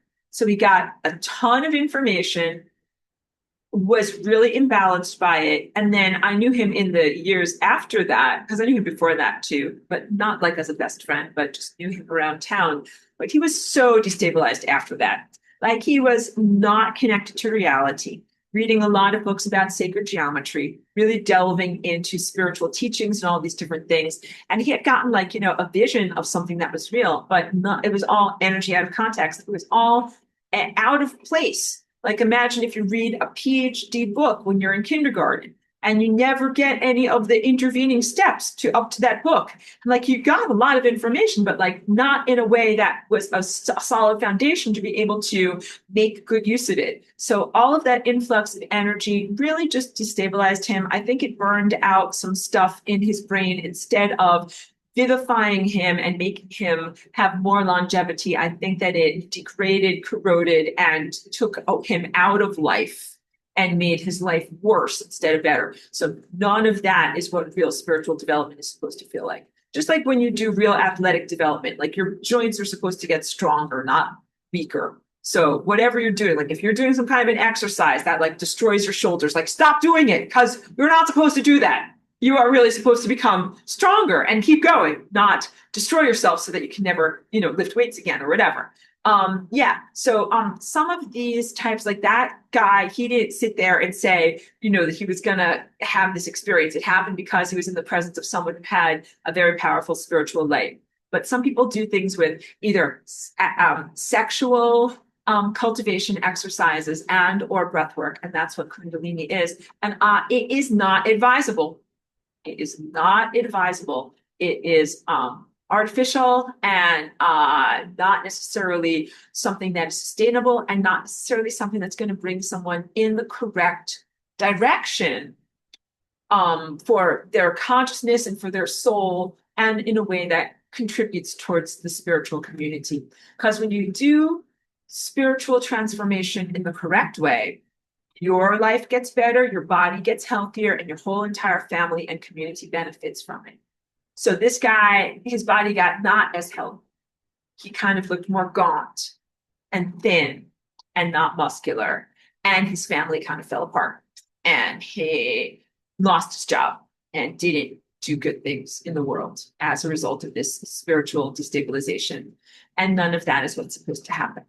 And you probably might know people that are like that because he didn't take drugs to achieve this, but you probably know people who have had that from like taking drugs And it's like, yep, afterwards they didn't look very healthy and they did not have a good job and they did not take care of their family and they did not add to the community. And maybe they even detracted from the community because maybe they were doing things that were dangerous or ill-advised or burdensome to the people around them. And yeah, so not necessarily a positive thing to do that. In order to do your Merkaba, you must cultivate yourself and work very hard. There are no shortcuts and easy ways to be able to achieve this. It is the ultimate, like running a spiritual marathon. I've never run a physical marathon, but I would love to one day. If my body could do that, that would be a huge accomplishment. But think of the Merkaba as a spiritual attainment, like a marathon. You must train for it. You must practice every day. You must do your stretching every day. You must eat properly. You must sometimes practice for 5 or 10 years before you even get close to being able to do what you want to do. And you can't just be like, well, look at that guy over there. He's doing it. I'm going to do it. Like, that guy practiced for 10 years to be able to do that. Like, nobody who does this got it fast. Everybody had to practice and learn. And also, if you see someone who's running a marathon, and like I said, if they're not cultivating themselves properly, like they might be hurting their knee or hurting their ankle. And then next time you see them, whatever, they've got a giant cast on their legs. Like, what happened? Oh, yeah, well, like they injured their tendons because they didn't do things the right way. This also can happen. If you compare yourself to others in their spiritual development, you're like, well, that guy's flying all around the universe, and how come I can't do that? Like, they might be doing the very worst things for themselves, and you're only about to see the consequences for that later. So please do not compare yourself and your development to other people's development. Be in the marathon for the long haul. Cultivate your body sustainably, both physical and in your spiritual architecture. Move forward at a sensible pace and learn your foundational lessons. That is what it is. Like, when you're going to be a marathon runner, you have to build strength, the foundation of your muscles and your joints and your tendons so that you can do all of that. You have to build foundational strength in your consciousness so that you can stick together when you go into these higher dimensional realms. That guy that I know that had spontaneous kundalini, like, he did not stick together. He fractured apart, and I don't think he ever really came back together in spite of efforts to be able to do that. So there's also many cautionary tales that are woven throughout folklore in your world about the ill-advised methods of making wishes that are dark magic and disrespectful to the fabric of space-time. Like, one example is the monkey's paw, which is a story of getting like a antique, like to be able to make a wish, or like Aladdin's lamp. Everybody always makes a first wish and it screws up their world. And then they make a second wish, it screws up their world more. And then with their third wish, they wish they had never found that stupid monkey's paw. They wish they had never wished. There's hilarious versions of this. There's a Homer Simpson version of this too. But the ironic misfulfillment of wishes, like with Homer Simpson, he wishes for a turkey sandwich, but the turkey is a little dry. Oh no, the disaster, the turkey's a little dry. But you do have to really be mindful of that. When you are making a wish or a request to the cosmic infrastructure, you have to really have your energy in correct alignment, and you have to have your words or communication in correct alignment. Because if you don't say the right thing, don't do it in the right way, then sometimes your desire is ironically misfulfilled. And when you come to my in-person retreats, I share stories about this, but I have many stories about how my desires were ironically misfulfilled. Luckily, none of them were deadly or, whatever, devastating mistakes, but I did learn, like, oh, you can't do that because that's what's going to happen. You have to calibrate. You have to calibrate. You have to learn how to navigate in a poorly calibrated situation. So like, oh, I'm not going to wish for that because there's going to be blowback. It's not going to come out the way that I think it's going to come out. So if you are in doubt and you don't know how to use your powers, please, discretion is the better part of valor. Learn, or you know what? Make a rough sketch, which is sketching in pencil. before you do something in indelible ink. A rough sketch is like, well, what would it look like with my mind if I did this or that, or if I wished for this or that? What are the possible repercussions? What could possibly happen as a result? And then only choosing to make that wish and make that request if it really is meaningful and if you're willing to pay the price and then you take responsibility for it. So, everything that I've talked to you about here today, it is not, as I said, specifically flying rainbow lasagna related. This is really more the origins of magic, contrast with dark magic, and responsibilities going back to ancient Atlantis. But I come from that time place. Doing the Merkaba is totally normal for me. And I always do the Merkaba before I begin the Flying Rainbow Lasagna. So for those who are with me on my Tuesday morning dance group, you know that I do this. Like, first I eat the sun and I get energized. Then I put up my Merkaba. And before I go out doing my Flying Rainbow Lasagna, swimming through the ocean of consciousness, I make sure that I am going to swim towards and create the time structures of positive and benevolent time events and reflect away events that are malevolent or accidents or mistakes or undesirable. And you have to do that. If you're going to do stuff that is flying through higher dimensional levels of reality, please put on your safety belt. I am your mom telling you to drive safely. And you know what else you got to do? Got to look both ways. You got to be mindful of the other guys around you. You got to do all of that stuff. I guess what they call defensive driving. You have to look to make sure there's no one else, and no one's going to come by on a motorcycle, and check your blind spots and all those different things. You have to do all of those types of things when you are doing higher dimensional flight as well. And all of this is an art form. So I also really portray this as like I'm an art teacher, and I'm helping you to learn how to collaborate with the cosmic infrastructure and how to create beautiful edifices in time and beautiful experiences with the fabric of time. Because I want your life to be beautiful, and I want your creations to be beautiful, and your paintings to be beautiful. And I want you to collaborate with me and other people to create beautiful stuff, and not, so I don't want you to get like killed because you do the wrong thing, or whatever, your body gets destroyed, or someone that you love gets destroyed, or any of those things. That destabilizes all of us. Be sensible in what you're doing, and I'm intending for you to have a positive journey of self-exploration.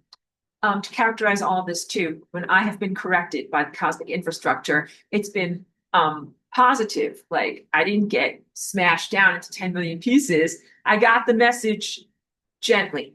And this happens when you take the message the first time. So my words didn't portray it effectively, but like when I didn't use my powers of wishing effectively, if I had too much attitude or I wished in the wrong direction or whatever, I learned from smaller magnifications of lessons. I'm like, oh, that didn't work out well at all. Well, luckily it all got fixed up, and next time I'll do it better. I did not continue to do the same thing, and I did not do the same thing that's wrong bigger, which is what a lot of materialists and scientists do. But no, I did not do that. I'm like, oh, I messed up. I think I'll change and grow. All right. Please know that your initial corrective experiences will be small and not devastating. You will not begin with the death penalty. You will begin with a small slap on the wrist and be like, no, don't do that. Do things better. And then punishments will escalate, not punishments, but responses will escalate. And if you do things that are really, really big and really, really wrong, then you will be destroyed. And you're going to start to see around you the dark side and profoundly evil stuff.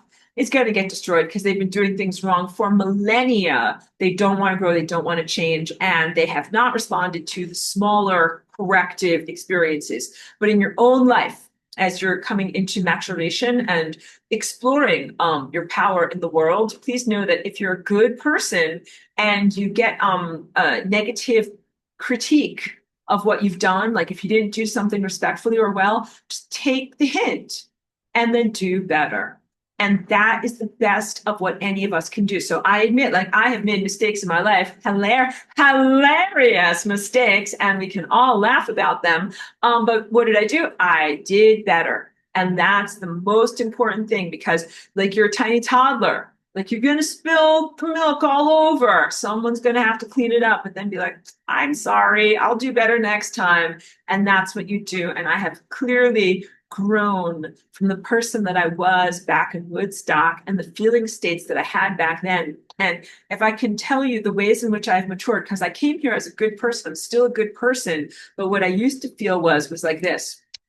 How come all these guys have all the money and I don't have any money? How come these guys are in a museum and I'm like an artist and nobody knows about me? And how come these guys have this and I don't have this? And I felt a lot, I felt salty, like comparing myself to others and feeling like I wasn't getting enough for myself.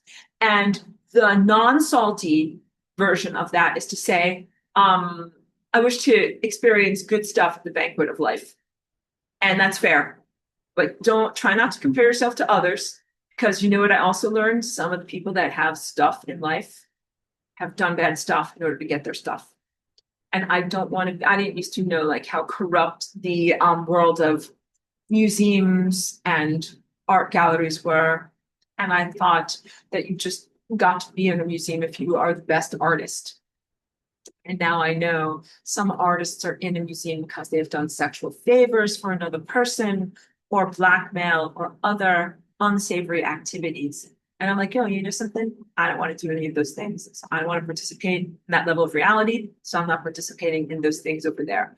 So that's very fair to recognize that. Like sometimes you wish for ice cream. You think you want ice cream.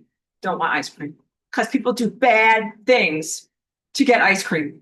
And you don't want to have to do bad things just in order to get ice cream. So I'm totally at peace with making my own level of success as an independent artist and not going through these other systems. But that I think that's a good example of the type of journey that you might go on as you explore manifesting in the world, the things that you might have seen as examples of success or power, you might recalibrate once you find out what's really behind it and be like, oh, I thought I wanted that, but I don't really want that at all. I really want something else. So what I was always wishing for was artistic freedom. You know what I really wanted? I didn't just want money. I wanted money so I could buy paint and canvases and paintbrushes. Like there's a reason. So again, you think you want a bar of gold, but you don't want a bar of gold. What you want is freedom. What you want is artistic freedom or personal freedom or some other level of capacitation. Joyce is great class professor. I love and appreciate you. Love to Cheeky too. Thank you so much. Love back to you. Thank you so much for the love and care that you guys send to Cheeky because she's so important to me. And I think it's probably time for me to wrap things up. Of course, any other questions or comments, I'm happy to speak to. And so when I do flying rainbow lasagna, and I would encourage you guys also doing your flying rainbow lasagna practices, do the Merkaba first. And that does not mean that you have to spend 5 years perfecting the first stage of the Merkaba before you're allowed to do flying rainbow lasagna. No, practice them both as a beginner. Be like, now you're envisioning putting a protective force field around you. Now you're doing your lasagna work. And with the Merkaba and your star tetrahedron, if you need to put up a protective force field and you don't yet have the comfort level of all of the moving parts associated with the Merkaba, you can just envision a bubble around yourself, like an egg or a sphere to protect yourself. That is fine. And that's gonna help you out. Think of it as your energetic immune system. As you gain more capacitation with your ability to envision, then you can start to envision the actual pyramid shapes. And as you get better, then you can envision the pyramid shapes rotating around you. I didn't do one part, which is important, which is when you have those things up to speed, you will feel a column of light going up and down your spine.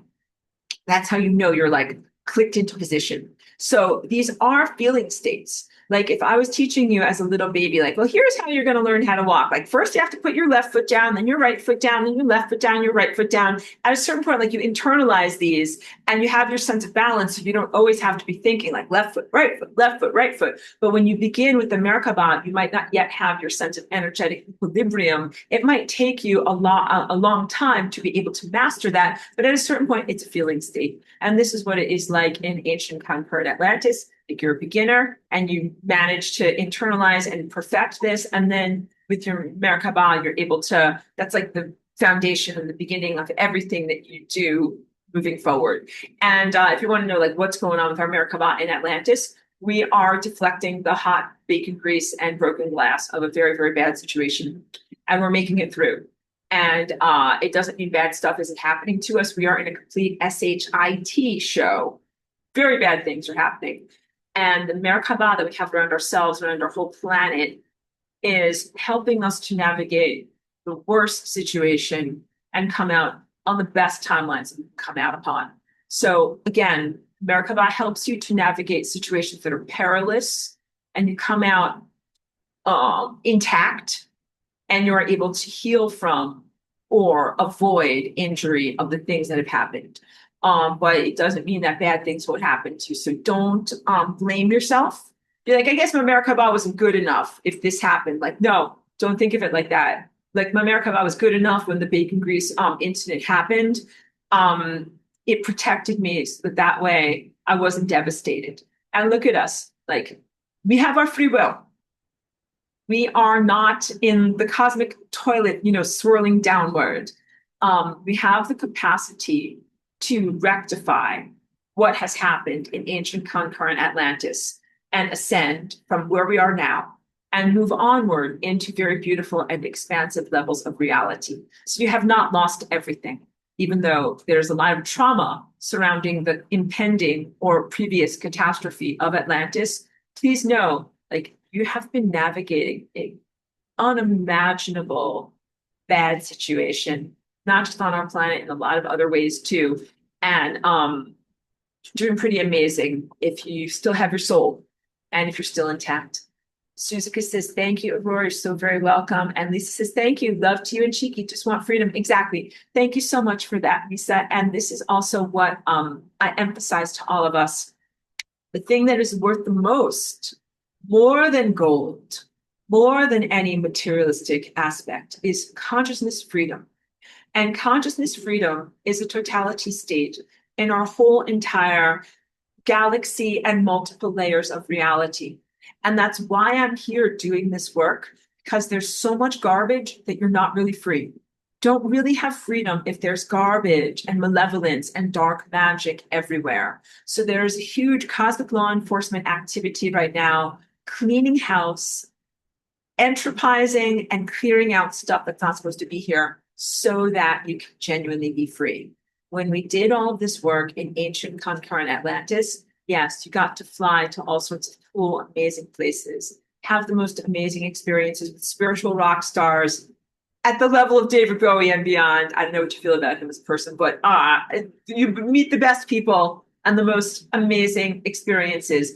And it's been almost impossible to have those experiences in this time and place because of time distortion and dark magic. So it is necessary to get the paper towels, get the Windex, get the bacon grease out of the kitchen, because this place is really, really screwed up. But once we do that, we'll have really, really amazing life. All right. So please remain positive or have a genuine, grounded hopefulness for what the world is like. Because I'm telling you, like, don't drive to bad neighborhoods.